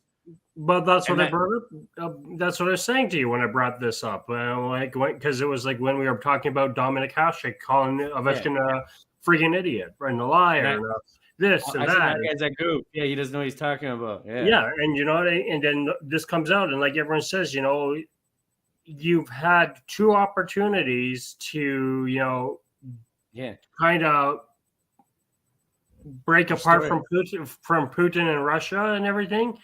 And like you said, I understood where you're coming. Like when you first said, while his family's in Russia, because everyone who opposes Russia right now, they're scared if their family's still there. Because like they said, they'll just go for your family. If they can't get to you, they'll go for your family. So I get that. I get that absolutely. I get that. I'm not grilling them. Going to grill them and say, you're what for hiding behind the family excuse. But like you said, you look at his stance now and pictures on Instagram and everything, and it's like, you know what? No wonder why Gretzky wants you banned and Russia banned, and why Hasek said what he said. Absolutely, you are going to now have a bullseye on you for the rest of your career, probably because of this. Well, I think this could tarnish his legacy. Maybe that's what I mean. Absolutely, I think this could very well come to the point where you're not in the Hall of Fame. I think he has to come out and say something soon. Maybe have a whole interview about it because he's the biggest player or athlete from. He's Russia, the biggest athlete. Put it this way: not the biggest face of the NHL, but the biggest Russian face of the NHL. And he's the biggest Russian athlete in the world, probably. That's right. World. Like everybody loves Ovechkin in Russia. Well, it's well, it's like I brought up to you. Remember the boxer Vitaly Klitschko?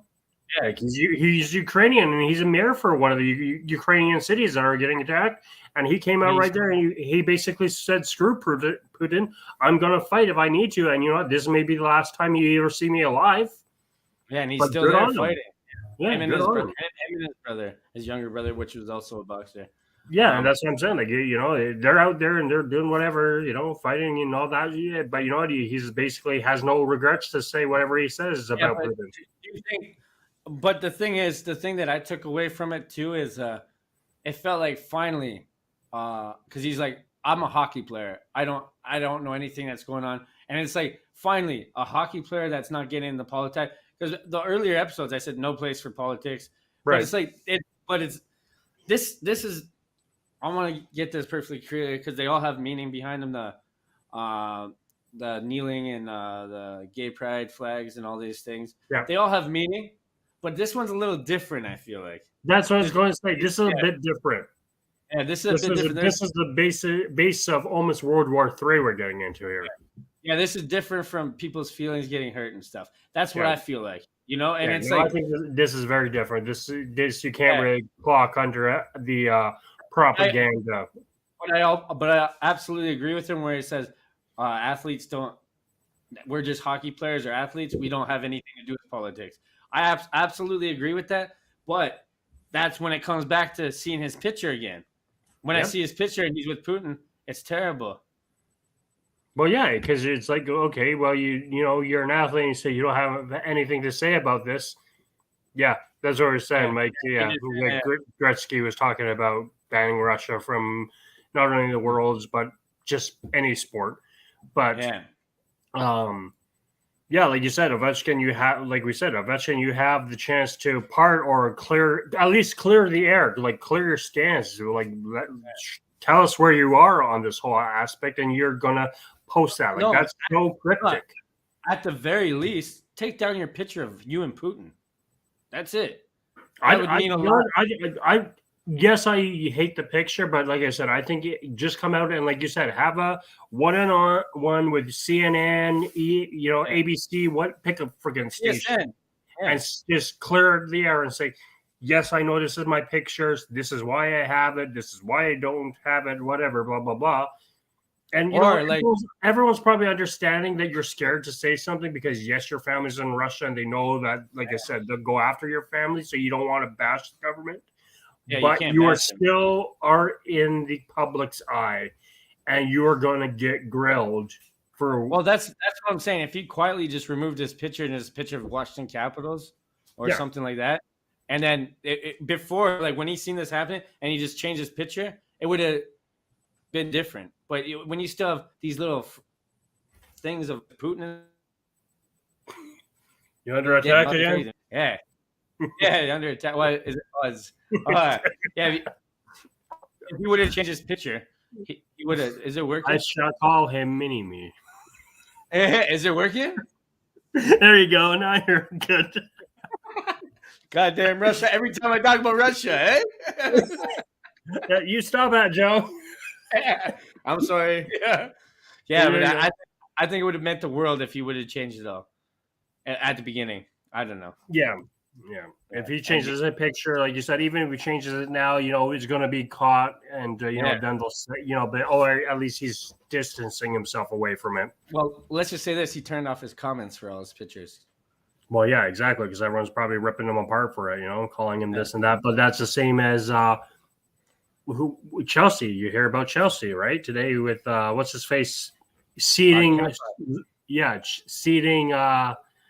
leadership or whatever from it. He's not resigning, but he's ceding it because he's part of that inner circle. Yeah, Abramovich actually stepped down from his role at Chelsea, so that's a big move. Khabib is bigger than Ovi. I don't think so. I don't know. I think hockey's bigger than MMA in Russia. That's a fact, probably. Yeah. Like nothing to take away from Khabib, but if we're talking the face of franchise or of sports for Russia, Ovechkin will always be the face of that. Yeah, and I think Abramovich. I think he had to step down. He was forced to step down. I don't know. He had, but he's not. Down. He's really not saying he's stepping down. He's just saying that he's stepping away from the inner circle because that inner circle was part of. He said he stepped down from his Chelsea role. Is he stepping down from the role? Yeah, that's what he said. I thought he was just kind of wording it differently. The role is this, though. He's changing his role to behind the scenes, so now he doesn't make any of the moves or talk to players anymore. But I'm sure we both know how this is going to work. He's going to be the guy behind the scenes calling all the shots still, right? Well, that's what I mean, right? Yeah. He's not like he's giving up the team and not being the owner anymore. But so that's crazy. So best NHL player never to win the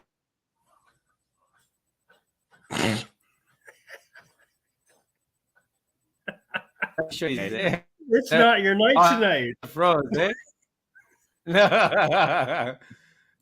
Oh man! So here's the list of all the. Yeah, can you see me? Yeah. There we go. We're good. Yeah. So here's the list of players that it was like the top players or whatever. There's 3 Leafs off the bat, so that just tells you something about the franchise, right? That never won the cup. So Sundin, Sittler, Boris Salmon, Marcel Dion, Pat LaFontaine, Pavel Bure, Eric Lindros, Paul Kreider. There's a few more, but these are the ones that I just picked. Marcel Dion is probably the best player to never out of this list. But the players that were in our lifetime, I had to sneak one old guy in there. Marcel Dion and Sittler and Salming. But I think to me, of being a Leaf fan, Sundin, like I feel bad for him all the time. But Bure, I would say, but then again, Bure is a guy that cut it short due to injury, right? So Paul Kariya too. Paul Kariya was great. Remember him and Timu? So who would you pick from this list? I don't really like that list. But those are like the top guys, right? Who else would you pick? Not really, though. I mean, I'll give you Marcel Dion, absolutely. I could probably give you Bure or Lindros, but Paul Kariya too. No, I don't care that Korea didn't win the cup because I don't view him as one of the best to not win the cup. I'm actually very shocked you don't have probably two of my favorites on this list, which is Roberto Luongo. Yeah, I don't think no. I think these are players, though. Okay, but player-wise, then what about Pierre Turgeon? Yeah, I think all these players are better than him. I think Pat LaFontaine was a beast in his days. Boris Salmon. Are you kidding me? Pierre Turgeon had over 500 goals, and you're telling me he doesn't deserve? He's not on the list. So did Sundin, and you just said that he didn't deserve it. Pierre Turgeon had 1,300 points. So did Sundin. Oh my God! Matt Sundin was not good. I'm just going to say that. Oh, he's not good. Yeah, you just your argument for Pierre Turgeon. Sundin has more than him. Yeah, but he's not good. But I think Sundin's the best Leaf, but obviously Marcel Dion's the best player out of this list. It's not even fair because Marcel Dion is just better than all of them. Matt Sundin has like 5 points more than Pierre Turgeon, all right? And but you're saying Sundin is garbage, and you're like, oh, because he didn't even make a Stanley Cup. He didn't make a Stanley Cup. He didn't make a Stanley Cup. Well, that's what this is about. No, it's the fact that he didn't even make a Stanley Cup. You had dude. Yeah, he played on a franchise that wasn't ambitious under John Ferguson Jr. I think Bure, but I think Bure quit and he played karate instead. Did you know that? He said he had knee problems and he went to karate. Pierre Turgeon played for the Blues back then. Who was worse? Not the Blues. You had Brett Hull and everybody there. What do you mean? No. Yeah. Toronto was just as equally talented. Holy shit, man. You're outrageous, man. You had Domi. You had McGillney. Oh, we had Domi. He says. We had Domi. Like Domi's some sort of son. You had Darcy Tucker. Come on now. Yeah, we had Pun. Oh, the next one's gonna be funny. There you go. I got the next one's the best one. The next one's gonna blow our heads up. But this one, for Leafs, I'm picking Sundin, Marcel Dion. Obviously for the old timers, and I'm going LaFontaine, Papa. Like I said, off that list, I'll give you Marcel Dion. Probably is the best on that list to not win. Are you kidding me? Sittler, bro, Sittler and Salming, but Sundin has more points than both those. So Marcel Dion is the most deserving player on that list too, who should have won a cup. Sundin Hondo. Okay, we're gonna go to the next one. Greatest NHL duo in history. Nice mug. What? Just your face, the way it froze. Oh, it froze? Oh, man, I can't believe it's doing this right now. It's crazy. But you can hear me, right? So here's the best. These are the best duos. Oh, okay. I spelled Ponikarovsky wrong, but he deserves it. I was like, what the hell is that? Yeah, so the last one's kind of a joke anyways, but Yager Lemieux, Gordie Howe, Ted Lindsay, Sidney Crosby, Evgeny Malkin. Then we got Yzerman, Fedorov, Bobby Orr, Phil Esposito, Stan Mikita, Bobby Hall, Joe Sakic, Forsberg, or Nick Antropov and Alexei Ponikarovsky. I'm picking Antropov. Best duo. So who's the best duo? Seriously, though. When you look at these names. I'm very disappointed with you. Why? I'm really shocked for those Colorado fans out there. You did not put Sakic and Forsberg out there. I did. Where? Oh, okay. There you go. That's all. Okay. Yeah, Forsberg. He's there, but I don't think they have a win it. No. Yager Lemieux, Crosby Malkin, or an Esposito. Out of that particular list, I'm going to say the greatest duo from that list, Yzerman and Fedorov. Yzerman, that's yours. Eh? I like Yager Lemieux. I like those guys. But they also had the other guy too, Stevens, right? Or You're no? right. Yeah. So, but well, yeah. But then again, look at Yzerman and Fedorov. They had Shanahan, right? Yeah, but I didn't get to watch Howe and Lindsay, so right. or an Esposito, so it's kind of unfair. And Crosby and Malkin still seem kind of like fresh. You know what I mean? Yeah. Well, when you were bringing this topic up, I was wondering which way you were going. If we were talking like forwards and centers, if we're going, any position or anything like that. Because if we're going to any position, yeah. And I also forgot Mike Bossy and Brian Trottier. I forgot to put them on, but I put because I wanted to make the Antropov and Ponikarovsky joke, right? Right. And story defense, we don't have an ultimate duo. Surprise, No, you don't. No, we don't. That tells you why Sundin's the best, because he didn't have a duo. Oh my god! No, but I don't know. You can make an argument for probably all of them. I wouldn't be able to. See, if I'm looking at that entire list, like I said, I didn't know how you were going to go with this list, but if we're talking greatest NHL duo, I don't even put them as. I don't even look at the forwards. If I was to watch from any era, any time in hockey, I'm looking at defense and I'm going my Dallas Stars. Oh my god! And Sergei Zubov, greatest duo. Oh my god, no chance, bro. Are you insane? You know how scary that defensive pairing was, Zubov and dude. You know it's scary. What's that defenseman? Scott Stevens, right? From Stevens and Niedermeyer.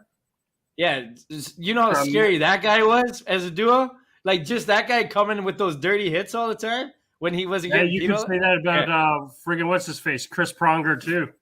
Yeah, but those are different kind of scary. I think this is the most talented. Like these guys. Hey, Zubov was a scoring machine, dude. We're talking Lemieux and Yager. Like we're talking Howe and Lindsay. Fedorov and Ice. I'm still sticking with Zubov for that year, all right? You know what I mean? These guys, like even Mike Bossy, pound for pound, the best scorer in the league probably in history. Like here we go.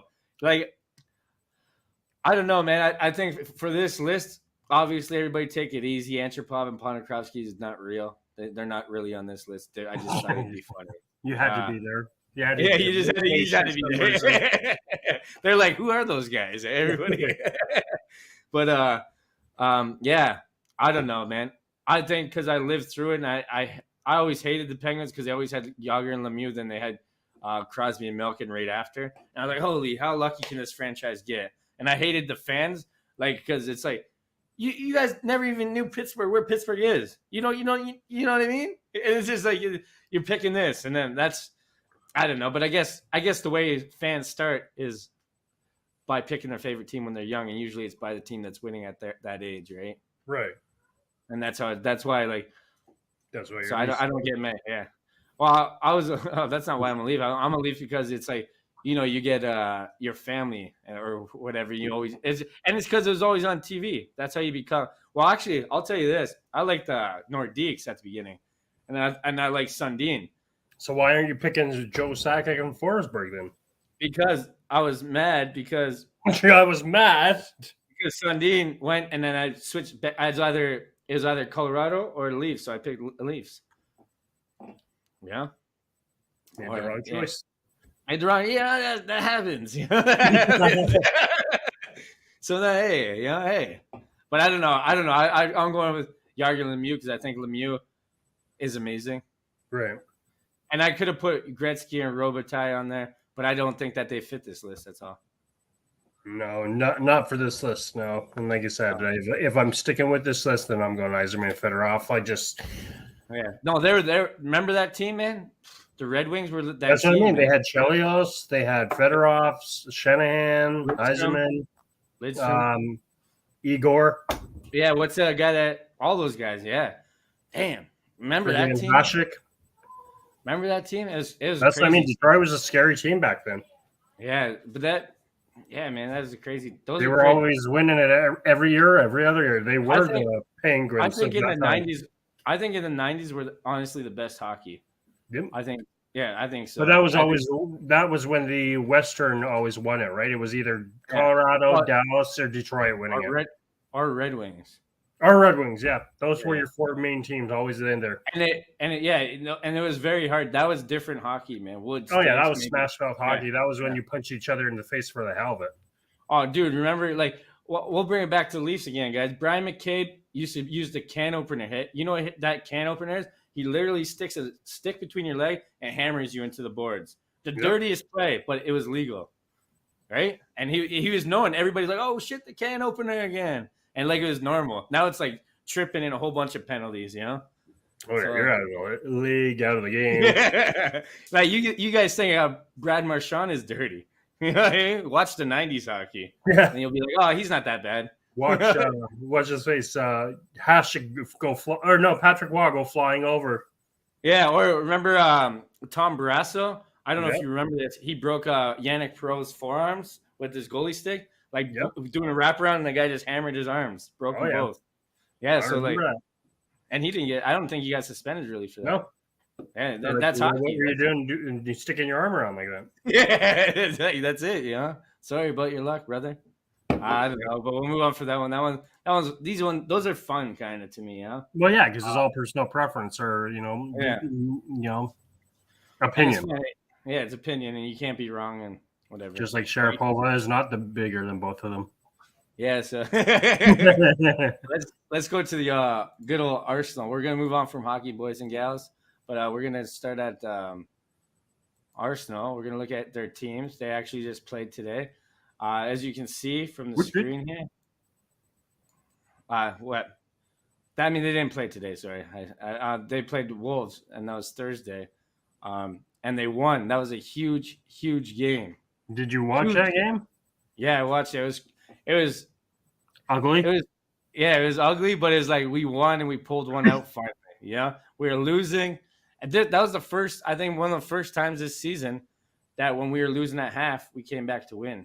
So that was a big. And then you know who lost after that to them? Or tied today? Man United. Yep. So that just shows you, hey, some people just can't win at the Wolves, you know? That's what I was going to say when I'm looking at that, like our previous game too. What is our issue with facing the Wolves? We won this game 2-1, and then our game on them on the 10th, we win 1-0. Yeah, and we got a red card. I was going to say who got red carded. Yeah, well, we'll look at this game. We'll see who got red carded here. So Gabriel Martinelli got carded. Oh, Martinelli, all right. Yeah. It wasn't Zaka? No, not this time. He's not the fall guy, but let's look at the stats for this game. So this is a game that just happened, and this is a game that catapults us, maybe. You know? But see, that's what's frustrating. Look at the number of shots compared to the Wolves, and we we had 26 shots, but only 5 shots on target. They had 6 shots, 2 shots on target, and they had 1 goal. You know, so it's like that. That's I feel you with the frustration part because it's like. We're doing the bits, but it's like the final touch. I mean, that's where the striker comes in handy. That's why we need a striker that is good. Everybody's praising Lacazette. Like, oh my God, Lacazette did this. He came back. He's tracking. Mikel Arteta said, "I love seeing our striker chase the center back and winning the ball back." It's like I would love to see our striker getting the ball and scoring. But not only, look at the plus side here. And Kedia got on the score sheet for us. Not that game. No, he didn't. No, this game. What game? Today. No, he didn't. Yeah, he did. He got the assist. And Kedia. Yeah, he got the assist on the first goal. This was on Thursday. Yeah, he got the assist, but he didn't get a goal. No, that's what I'm saying. He got an assist. Yeah, but he still hasn't scored in the Premier League. Well, that's why we got Pepe. You were just saying last week Pepe doesn't like to buy our Arteta. Yeah, and he came on with 8 minutes to go. 8 minutes to go, they bring on Pepe. Hey, Like, oh, get the job done. and that's what I'm saying. Why wouldn't they be starting him? It's crazy. So let's go back to see what the Brentford game. So again, no strikers scored. Again, it's the wingers that scored.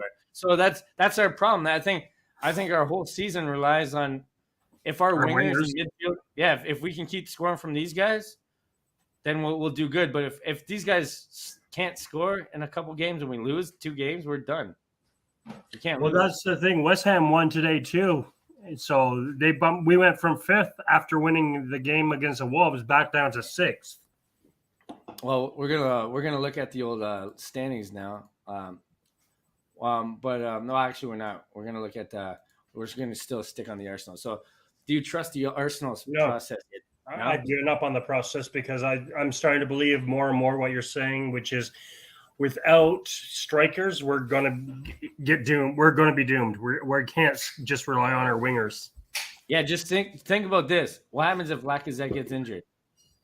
Yep. Well, Lacazette, Saka. Yeah, if we have 2 injuries, we're literally 2 injuries away from a disaster. Yep. And we haven't had a full fit team the whole season. Like you said, Lacazette, what's he done? But let's just say this. What's he done besides the assist today? Let's just say this though. If we make the Champions League, we come 4th place, we finish 4th place, we'll have about 300 million to spend in the transfer market. 350 million. If we don't come 4th place, we'll only have 100 million. I think we're going to finish on up again. You can put me on record for this. I say we're going to knock Chelsea out of 3rd. Chelsea's not doing that good. No, I don't think so. I think we're going to get into the game today, obviously, but I think they have turmoil inside their club a little bit. That's what I mean. Yeah, I think I'm not saying no to that idea. I just don't want to jinx it and say yeah to that idea. But I could see that happening for sure, 100.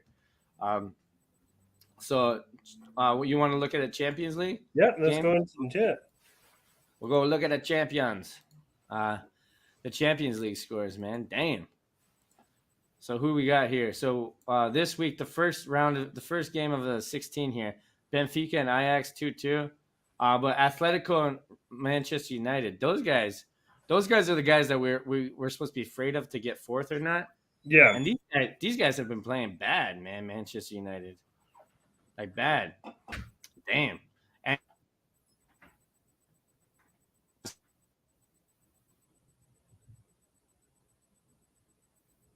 what happened? You freeze again?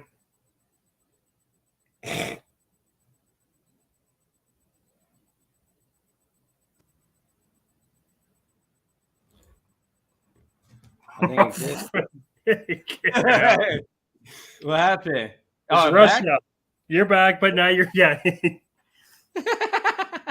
we go. So Chelsea beat these guys. So Chelsea, Pulisic and Kai Havertz. They'll probably beat these guys in advance, I think. What do you think? Chelsea should advance. Put it that way. Yeah, they should advance. If they don't, I'm not surprised either way. Liverpool and Inter. Liverpool's probably going to advance. But this is the big game to me. Atletico Madrid and then Manchester United. Like Anthony Elanga scored. Not Ronaldo, not Rashford, not Bruno Fernandes, not Pogba. Anthony Elanga. That's alarming to me if I'm a United fan. Well, the only thing that is alarming is, I don't know if you were watching Atletico's last game. You know who they played before Man U, right? No. Barcelona. Yeah. Oh, yeah, and they lost, though. But that's what I'm saying. They lost to Barcelona 4-0, but then you play Man U and you draw 1-1. So, yeah. Which team is Atletico, really? Yeah, especially because Atletico, that's when Aubameyang scored a hat-trick, right? No, that was against Valencia. Oh, yeah, Valencia, yeah. But, speaking of Aubameyang, he's scored 2 more goals since then. Yeah, it's I want to get into we'll get into the Europa League too. So the second game, when's the second game here. Let's see the second game here. The second leg is next March 8th. I'll actually be in Falls, March 8th. So these guys, Man City, Sporting, 5-0 aggregate. City is winning. One against Sporting. Yep. Yeah. Do you think? How about Real Madrid and PSG? PSG is probably going to advance, eh?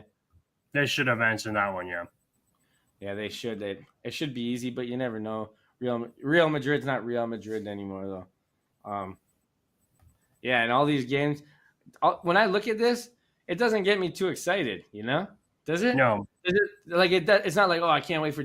I remember before it used to be like, oh yeah, Champions League is coming. But maybe because I'm an Arsenal fan, but all these teams don't seem as good as before. No, but even what is it? Who's Juve got? They got Villarreal. Yeah. Didn't they knocked us out last year, didn't they? Yeah, that's Unai Emery's team. And now he's in the Champions League. You know what I mean? You know what I mean? And it's frustrating to see stuff like that. But we'll go into the Europa League, and we'll check out the Europa League, huh? You like the Europa League or no? Yeah, I mean, between the Europa or the Champions League, well, like, how many times did we harass Fink for the Champion or Europa League, right? Yeah. And here it is. We lost to Chelsea actually in the finals. Yep. So here it is. So Barcelona beat Napoli. Did you see Aubameyang score? I did. It went off his back. Yeah, see that? He like ducked underneath a shot and it hit his back. It went in. And he counted. He gets the credit for it, yeah. There's Dinamo Zagreb from Croatia. There's my team, and you won because of the red card. Yeah, but hey, it was 3-2 aggregate, right, buddy? Yeah, And that's all that counts. That's all, yeah. And for these guys, we'll look at the next games. I don't see. I see Barcelona. They should win. I mean, out of what's remaining? Yeah, out of what's remaining, they should win. Especially like they play Galatasaray next. They should win there.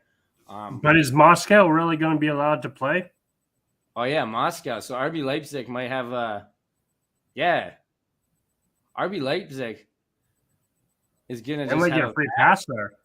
Yeah, they might get a free pass. Jeez. And then West Ham's still in it, you know? West Ham. Yeah.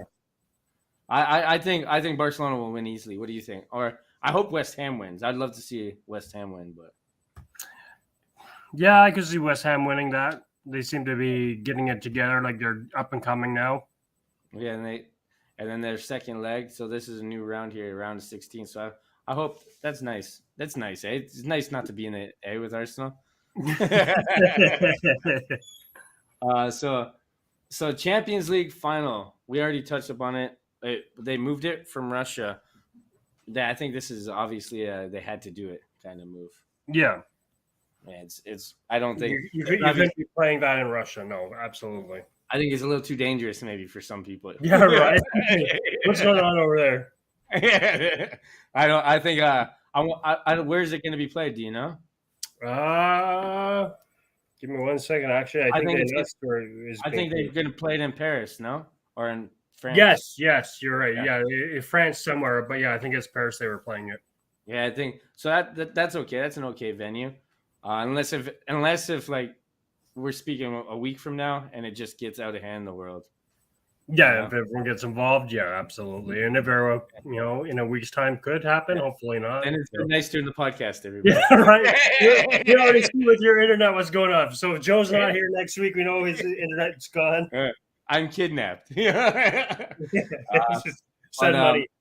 Oh, this is a big thing that I actually forgot about this article because it's been so far removed from our heads. The World Cup has been like so long. It was already supposed to happen, right? So right now Portugal or Italy still have to play that game to see who advances to the World Cup. Do you think which team missing out would be more devastating for the tournament? Do you think because of Ronaldo, he brings a lot to it, or do you think Italy because they're the champions?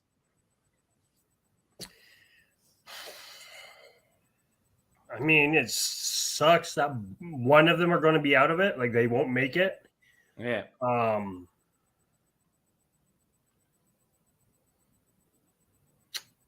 more devastating. Financially, it'd be more devastating if Portugal doesn't make it. That's what I think. Even though Italy is the champions and Italian soccer is big and all that, I feel you. I think Portugal, when you think of Ronaldo, he has the most followers on Instagram in the world, and he just his sales alone for jerseys, everything. That's what I mean. You're gonna miss so much money. Not that people wouldn't buy it still, but if Portugal's in it, they're gonna buy. And this is Ronaldo's last World Cup. True. So if he doesn't make it, yeah. So that it sucks. It sucks for him if he doesn't make it because he really wants to play, obviously. Exactly. Yeah. And but Italy, obviously, the Italian players want to play too. But I mean, you want to, you can sit out a year. You know, you can sit out a year. Viva Italia.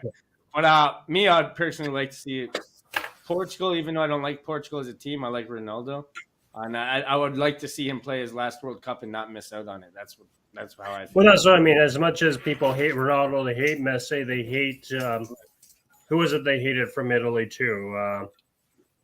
Yeah, what that the goalie, Buffon. Yeah, Buffon. Buffon. Yeah, Gigi Buffon. Yeah. Yeah, you got to see them all make it, man. You got to, especially if it's you want to see them all go on one last hurrah, right? Yeah, especially this is Messi versus Ronaldo. This is that last World Cup that we get to see, you know? Yeah. It'd be nice to see him. I don't know. So as long as Argentina doesn't win, I'm happy. Yeah. Yo, so Brazil and Argentina have to play their game that was abandoned, FIFA says. So let me catch you guys up on this. You guys might not know what happened. So last time, COVID broke out, and Argentina traveled to Brazil to play Brazil for the World Cup qualifier. And what happened was they got 5 minutes into the game, the ref said, because Emi Martinez and all the players that played in the English Premier League said that they just came from a different country, you know? And they're like, it's like, because they're supposed to tell the people where they played, and they're like, we know you play for Aston Villa. You just had a game. Like, what do you mean you came from a different country? So then they said all those players got they had to leave, and they all left and went to Croatia to continue training because Croatia was a country that didn't have any bans or restrictions. You could stay there and nothing would happen, right? So they all went there and practiced in Croatia. So now both of them now have made the World Cup, so they don't really have to win or nothing, but they still have to be forced to play this game.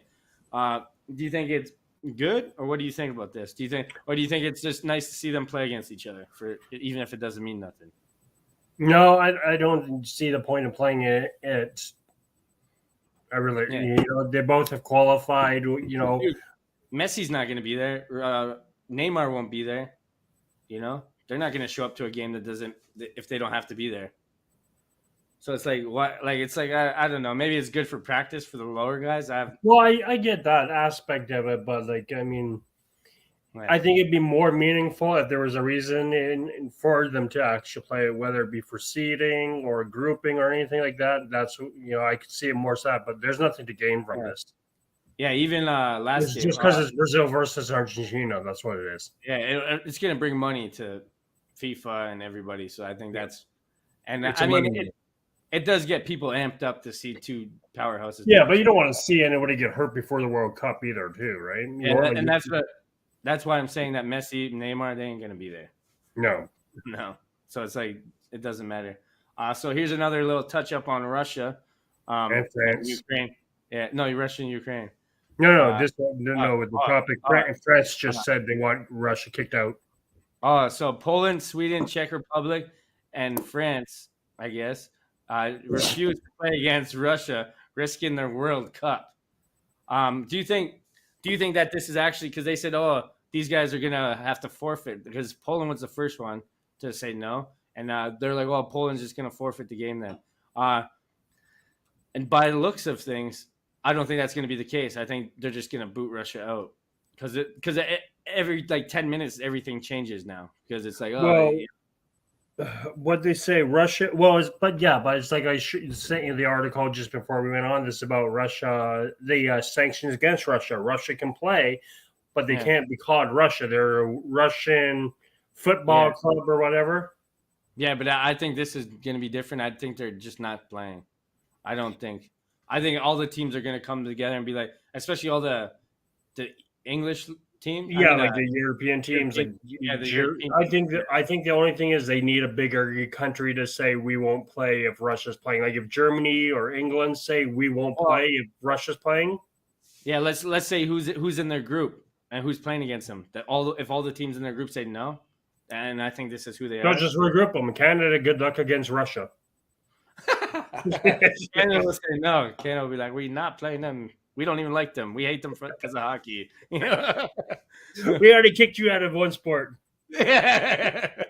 But yeah, I think I don't think any of these guys will get penalized or it'll be against the record. No, I don't think anyone's going to say, okay, Poland, you're not playing. Sweden, you're not playing. Blah blah blah.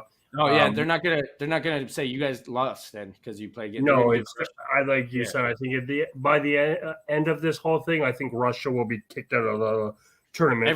Every sport. Yeah, any sport. Yeah. And that's unfair. It's unfair to Russian athletes, but hey, that's your leader, bro. That's what not Ovechkin, Hasek said. You know, he doesn't have it against every Russian athlete, but you know. But unfortunately, that's what your background is, and that you can blame your government for that.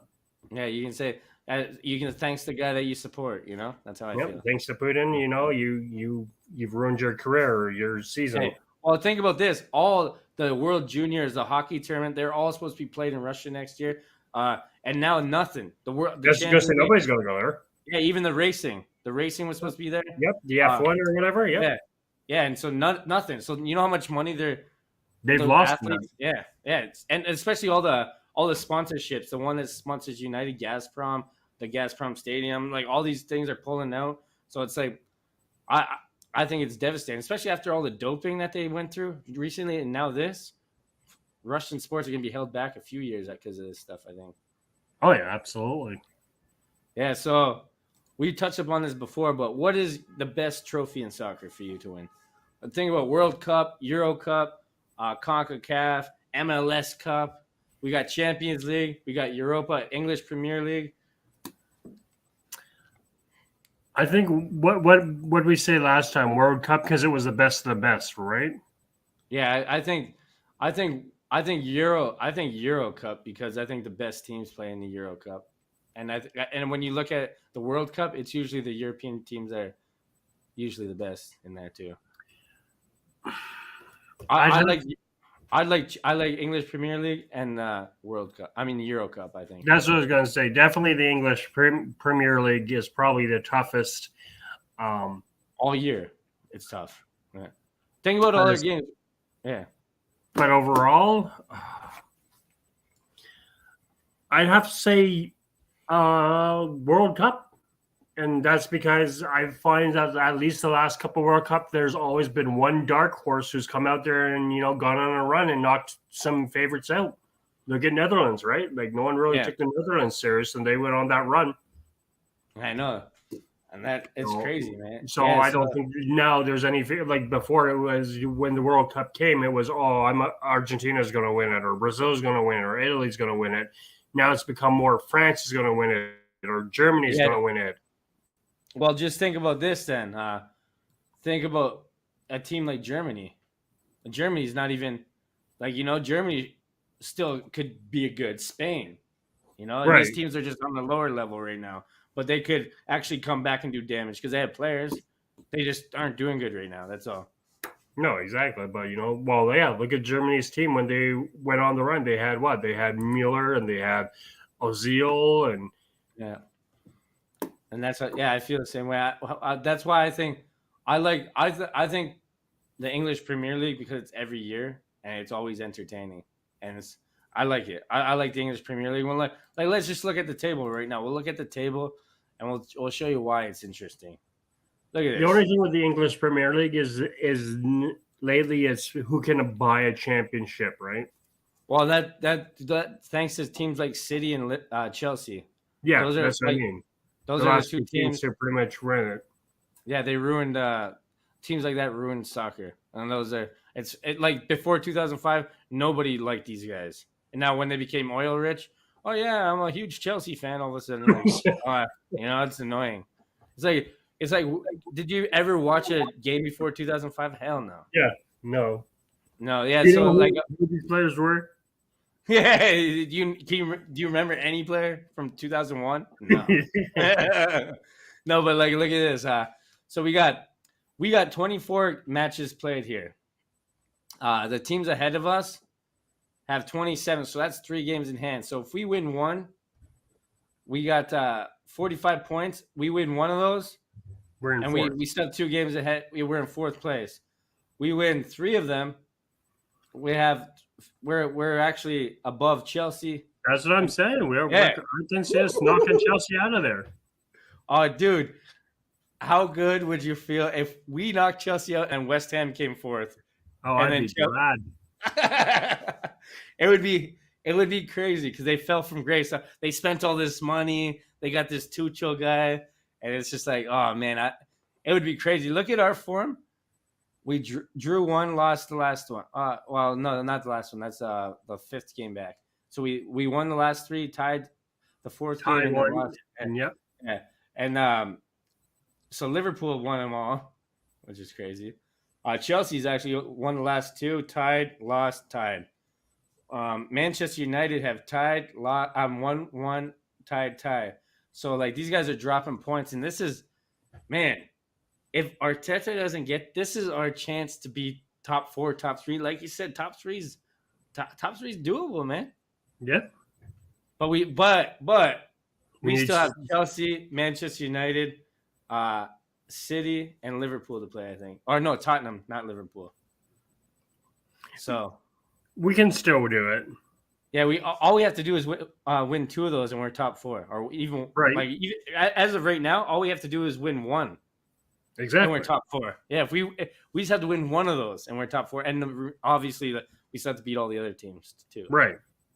But and like team like Tottenham, way down here, 25 match played. They have 1 more game than us, and they're still below us. Don't see them getting anywhere, thank God. And then the Wolves, they're not going to get anywhere. Yeah, I think it's us, man. That's what I mean. We're pulling away, we're pulling away from like Tottenham, Wolves, Southampton, yeah. And we just have to win 1 game. If we win our next game, which is easy, it's against Watford, right? Yeah. And so if we win against Watford, then we should be there, and then we could beat Aston Villa and Leicester City. I think the top 4 is ours. Oh, absolutely. There's no doubt about it. But do we keep Arteta? We'll definitely keep Arteta if we get top 4. We'll definitely keep him. And especially if we knock Chelsea and we're in 3rd place. 3rd place, dude. Last year we became 10th, 8th, something like that. Yep. And then and then we come 3rd. Jeez. I'll be singing like we won. The Leaf fan will come out in me. There you go, right? I don't know, but it's exciting this year, yeah. And it's not. We have no chance to literally win anything, but it's just like it's exciting because we will have a chance next year now, and we'll be back in the big boys pool, right? And I don't know. Would you be happy to be back in a Champions League? It's nice. Oh, absolutely, for sure, yeah. Yeah, for sure. Yeah, absolutely. I missed being there this year. Yeah, and it's where we belong. It's where we belong. We're champions. Screw you guys. Yeah. So we got this greatest. So I'm gonna actually bring this up on screen. The greatest strike duo. So I don't know if you know some of these guys. I don't know how long you've been watching football for or soccer. But we got Henri Dennis Bergkamp, which for me is the best. Andy Cole and Dwight York, they played for Manchester United. They were like, when Henri and Bergkamp were going, these guys were banging in goals like crazy. Sturridge and Suarez, I had to put somebody up, I feel like. They were good. Suarez was good. For sure, Suarez was good. He's one of my favorite strikers in the league. He bit somebody, you know. Alan Shearer, Chris Sutton, they're good. Chelsea guys here, Nicholas Anelka and Didier Drogba. Yep. Then we got Aguero and Edin Dzeko. And then we got Wayne Rooney and Carlos Tevez. And then we got Henry again. He makes a second appearance because they were so good back in the day with Perez. Like, who is your favorite? To me, it's obviously Henry and Bergkamp. There's no doubt in my mind. That's who I pick. And the only people that give it a run for its money is Henry and Perez. Henry was the best striker in history. I gotta say, out of that particular list, I'm gonna disagree with you on Henry. I'm gonna go Suarez and Sturridge. You're absolutely insane, bro. Why am I insane? Don't. Oh my god. Go ahead. Tell me why I'm wrong. Because Henry's literally the best ever, and Bergkamp was one of the best playmakers. Number 10, false 9, whatever you want. Are you saying Suarez and Sturridge weren't good either? No, I'm saying these two guys are just way above them as legends and everything. Their whole status. You're calling them basically the Yager and Lemieux of that group. I'm saying Suarez and Sturridge never won anything, and Henry and that were invincible. That's basically why. That's basically but like if I had to pick a different one, and this is like against. I'd go Andy Cole and Dwight York because Andy Cole and Dwight York, like I remember watching them, and at this time, like 98, like this is probably before you didn't watch soccer in 98, probably. Like you guys were probably because like 98 was like you either pick United or nobody, and everybody I knew picked United, and that's how I became an Arsenal fan because I was like, oh, I'm going to pick Arsenal, and then these guys were just killing it, man. These guys were just killing it, and then Henry and Bergkamp came along, and it was just like game over. League's over. Henry and Bergkamp are here, right? And I don't think and Henry and Perez, like those guys are another one. Those guys were good too, but Rooney and Tevez were also good. Rooney and Tevez, they won. They did everything. You know, it's hard. This whole list is good, really. Like even Drogba and Anelka. Damn, Drogba is like one of the best strikers. Like, I mean, his goals don't like when you look at his stats, they don't really match up to how good he was and how. No, I was gonna say, really, the last time anyone remembers Drogba was the South African World Cup. Yeah, so like, but his like presence and everything, you'd be like, oh man, we gotta play him again. He's scary, you know. But Shearer and Sutton. Now Shearer and Sutton, again, Shearer's like one of the most. I think he has the most goals in the league in history. So. It's hard to not pick them but it's like, and Chris Sutton, it's like, to me, I look at both of them. Both the partners have to be equal. Henry and Bergkamp, both of them are equally legends. And Dwight York and Andy Cole. Right. The other guys like Aguero and Dzeko, Aguero carries that. Drogba carries Anelka. That's how I view the other ones. And Rooney and Tevez are pretty equal too, but I don't know. It's hard. It's debatable. You pick Suarez and Sturridge. You see, we're different. And you say I'm wrong. Hey, I just said you're crazy. I didn't say you're wrong. I said you're an Arsenal fan and you're crazy, man. You're crazy. Yeah. I don't know. It could be anybody. It could. But, off that list, yeah, absolutely. Yeah, it could be anybody. I'd hate it. It should be me and you next time, man.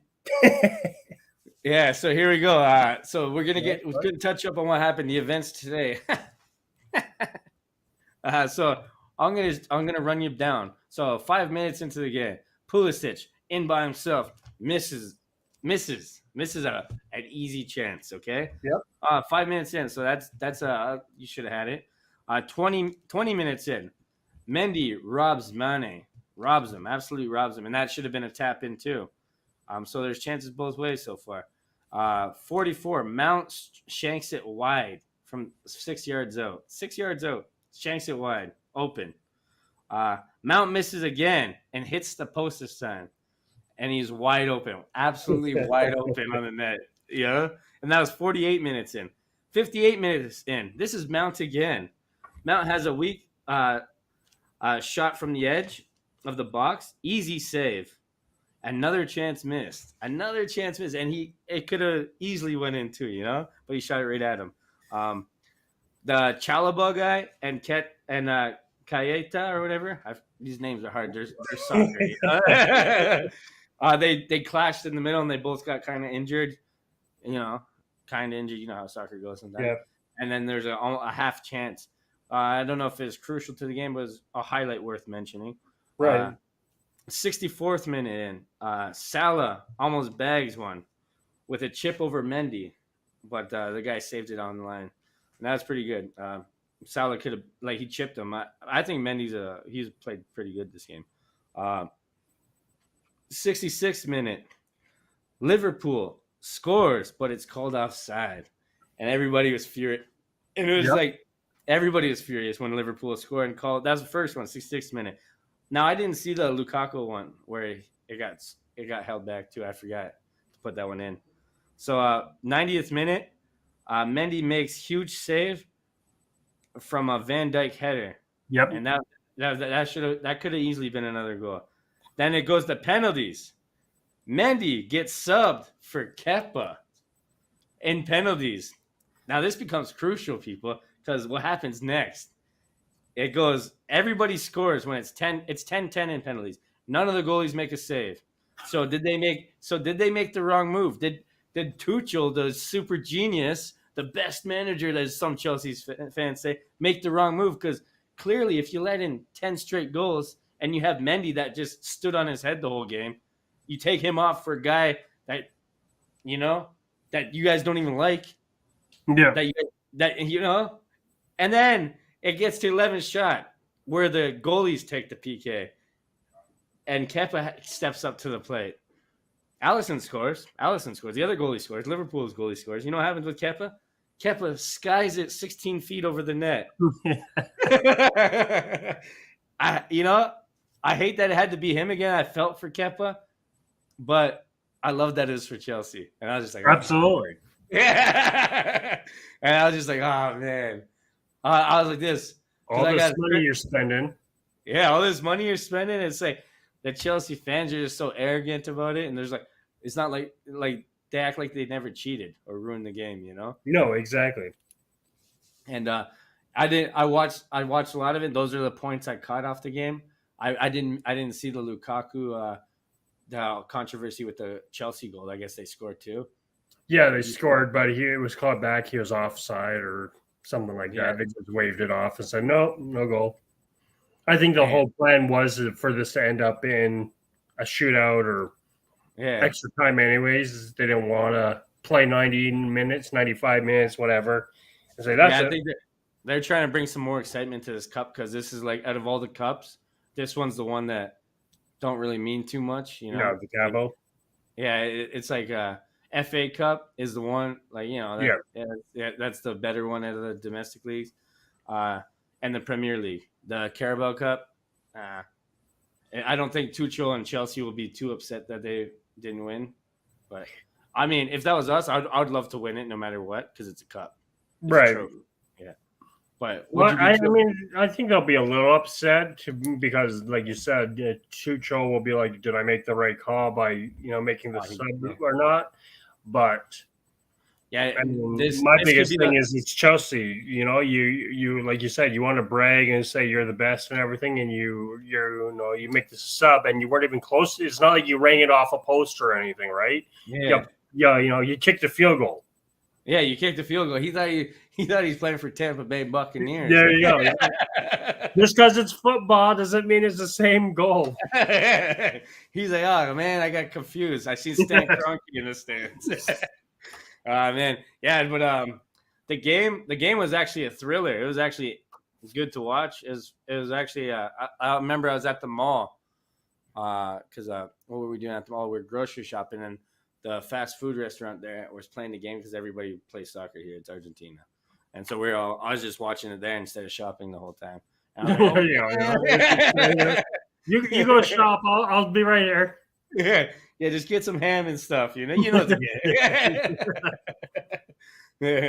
But do you think that this could be because not only Lukaku, so Lukaku was a starting on what I'm going to say. Now this is his first loss in a cup. Do you think this could be the chink in his armor that destroys Tuchel's career at Chelsea? Do you think he could start going downwards? Especially like you said, now imagine this. They get knocked out of Champions League. Arsenal take them out, and they don't even make Champions League next year after spending all that money. I think this could be the start of the downfall. Like I could see this eating away at them to a degree that at least confidence level for them, they could be like, we lost by a goal to Liverpool. Now you've got West Ham, Man U, us all chomping at them. There's not much room for them to screw up, really. And they have the Russian owner, which causes controversy. Yeah, they've got a lot going on. They could be pulling Man U soon. Yeah, and so they could be doing, especially, and they could be spending all the money they want, and going, I'd love to see it. It just because it proved to people like, there's a way to win without spending $300 million every year. Right? It'd be nice because I think our team. I think our team is good. I think we just need a few players and a few bench players. I think we need money. That's what our issue is. Yeah, we need. Yeah, well, we have money. We have one of the richest guys. He just doesn't want to spend it. Yeah, he has other teams that he's worried about right now. There you go, right? Yeah, and I don't know. That's crazy, man. But it was a good cup final. I don't know. Yeah, that's what I got from it. Yeah, that is interesting as hell. And like I said, it'd be rude of me to say, it's just a Carabao Cup anyways, if they would have won. Because if that was Arsenal there and that was our only cup, hell yeah, I'd want to win it. It's a cup. Absolutely. It's a trophy. Yeah, it's a trophy. But is it the most important one? Hell no, it's not. I know that. No, exactly. But when it has a finish like this, then it's still up there. Yeah, because they're still trying. They're both trying to hell. Yeah. But yeah, man, you got anything you want to add for today? Let me just take a. I was thinking. Let me just check. Hang on. There's something I'm sure we touched base. Or there was something I thought we were going to touch base on. Give me 1 second there. Yeah. Oh yes, actually, Christian Eriksen came back. Oh yeah, his first game back. How did I miss this? Game. And now he's already talking about he's ready to go for the World Cup. Thoughts on that? We didn't even talk about his first game back. No. Man. Yeah. So his second game back. Everybody that watches soccer, when they see him first touch the ball again, they're like, "Oh man, this is beautiful." You ever see that meme yet? Yeah. Like, oh, it's so beautiful. Yeah. and it's like that's what you're talking about when we were talking about Rodion Amirov or whatever for the Leafs. All these feel good stories. Hopefully, he comes back like Eriksen, man. Eriksen's another guy that had cardiac arrest, said he would never play again, and now he's back. He's back. And, he's unfortunately lost his 2 games, but he doesn't play for a good team, but that's okay. No, exactly. But he plays for Southampton, right? Yeah. And the good thing too is like you said, like he's already gearing up or excited to play for with the World Cup, right, with Qatar. Okay, saying this because it's clear to me that all the teams that he's used to playing on, the Inters, the Tottenhams, the bigger teams, were scared to touch him because they didn't want to be responsible. Yeah, like when at the transfer window, no one really wanted to touch him because because they thought he was probably rushing it or something. But now that he seems to be fit, do you think that he could go to a bigger club? Do you think he deserves a bigger club? I think he deserves a bigger club, like Man U, Man City, Arsenal, Liverpool, even Chelsea. Will he go there? I would take him. Yeah. I would do it more so as a respect thing. Yeah, I would play him. It's not like I would sign him and say you're just sitting on the bench or you're going to be subbed. Absolutely not. No, but I'm not going to shell out a 5-6 year contract either for him. No. Yeah, you got to do it year by year with him, I think. Yeah, and it'd be like, all right, prove to me that you're healthy. Prove to me that you can handle the playing in especially if you. I think Tottenham should have signed him back. Yeah, because it was his team and. He left, he got sick, and then he came back. And it would be cool because he was a Tottenham guy if he came to Arsenal. I'm just going to say that. I would like that. Yeah. And, That's what I'm saying. Like, don't be surprised. If he can be healthy, and let's say he goes off into the World Cup, and he, nets a few, Yeah. you could very well want him. Yeah, and since we're talking about Tottenham, I want to tell you about this too. Harry Kane. Okay, now this guy is one of the best strikers in the world, right? One of the best. He's plays for Tottenham, a team that is a loser team. Never wins anything, okay? Never wins nothing. So Harry Kane has never won a trophy. Doesn't know what it feels like to win a trophy. Right. They blocked his move in the middle of the season. If you were Arsenal, because there's a picture, Harry Kane used to play for the Arsenal Academy. He got cut and he went to Tottenham. That's what happened when he was young. And he's a huge Arsenal guy as a kid. Now, if you're Arsenal and you have all this money, would you try to get a Harry Kane? Or do you think Harry Kane would never go to Arsenal and he's going to United or City? Or do you think he's staying at a Tottenham team that won't make Champions League or nothing and won't win the league? I don't think he's going to stay at Tottenham. I think he's going to have too much of a vendetta or ill wishes with him, so I don't think he's going to want to stay there. Yeah. And they're not showing motivation. No. So as far as that really brings it down to, like you said before, the 2 points, which would be, if you're Arsenal, do you throw money at him, say, hey, come play with us, or does he shun us because, he already was there, he was in the academy, and does he go to a bigger team that wins more often, like Man U, Man City, Liverpool, Chelsea, whatever, right? I'd throw money at him and see what happens. Because if you're not going to get, let's say we don't get a Haaland or we don't get a Calvert-Lewin, throw it at him, see what happens. What's the worst he's going to say? Is screw you? Dude, I would definitely try. I think if we had Harry That's what Kane, I mean. There'd be no harm in trying it. If Kroenke says him on our team. That's what I mean. If Kroenke says here's 100 million, 150 million, go sign a superstar. And like I said, if Haaland or Calvert-Lewin say thanks but no thanks, Harry Kane, you want to play for us? Here's 100 mil for 2 years, 3 years. Yeah. Oh yeah, I'd definitely try for Haaland and then I'd go for Kane just to throw it in there. It doesn't hurt to try. It doesn't hurt to try. No, and Kane very well could take less. Kane could very well go. Kane could look at it and say, "My time's running out. I'll take it for 50 million or 60 million." Think about what you just said about the vendetta thing. If he has a vendetta, what's worse? He'll want to keep playing in that derby. Yeah, then he'd be like, I want to go to Arsenal and then show these guys. And if he won at Arsenal and then showed Tottenham why they should have had more ambition, damn, that vendetta, that's real stuff right there, Exactly. And I don't know, I wouldn't there's other guys I'd rather have, but I wouldn't mind seeing Harry Kane. No, that's what I mean. If we need to make a move and we can't get the Isaacs, the Haalands, there's no harm. Like you said, what we're going to do, roll next season with Lacazette and Nketiah again? Yeah, no, thank you. If we don't get two strikers in the summer that are good, like really good, I mean, not just average, like that fits our team, and a center midfielder that's like amazing. I don't know. I'll be the guy. You already know. I've been pro Arteta, but I might lose it a little bit, even if we get. You'll be calling for his head at that time. Yeah, I'll be like, this guy needs to go. This guy. We have no striker. We're the only team without a striker in the world. That's crazy. Hey, if we can win the Premier League or a Champions League without one, hey. I'll put it here. He's a genius. Yeah, he's a genius. Yeah.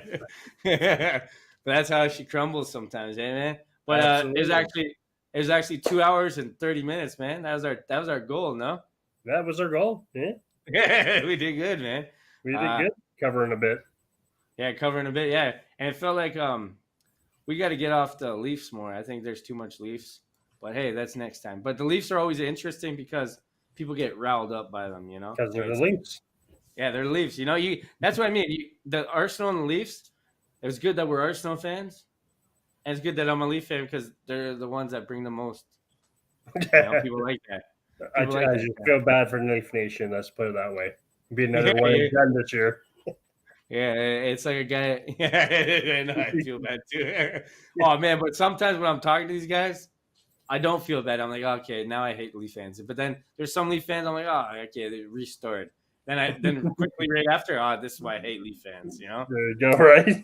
Yeah, it's crazy, isn't it? You feel like you seen the after like trolling, making fun of them, getting them, riled up. But you see where I'm coming from with that, where they're crazy. I see where you're coming from on it. Yeah, they're absolutely nuts. But that's it, I guess. That's it, man. Yeah, that's it for this week, I guess. Yeah, peace out and see you guys next week. Yeah, sounds good. Peace out.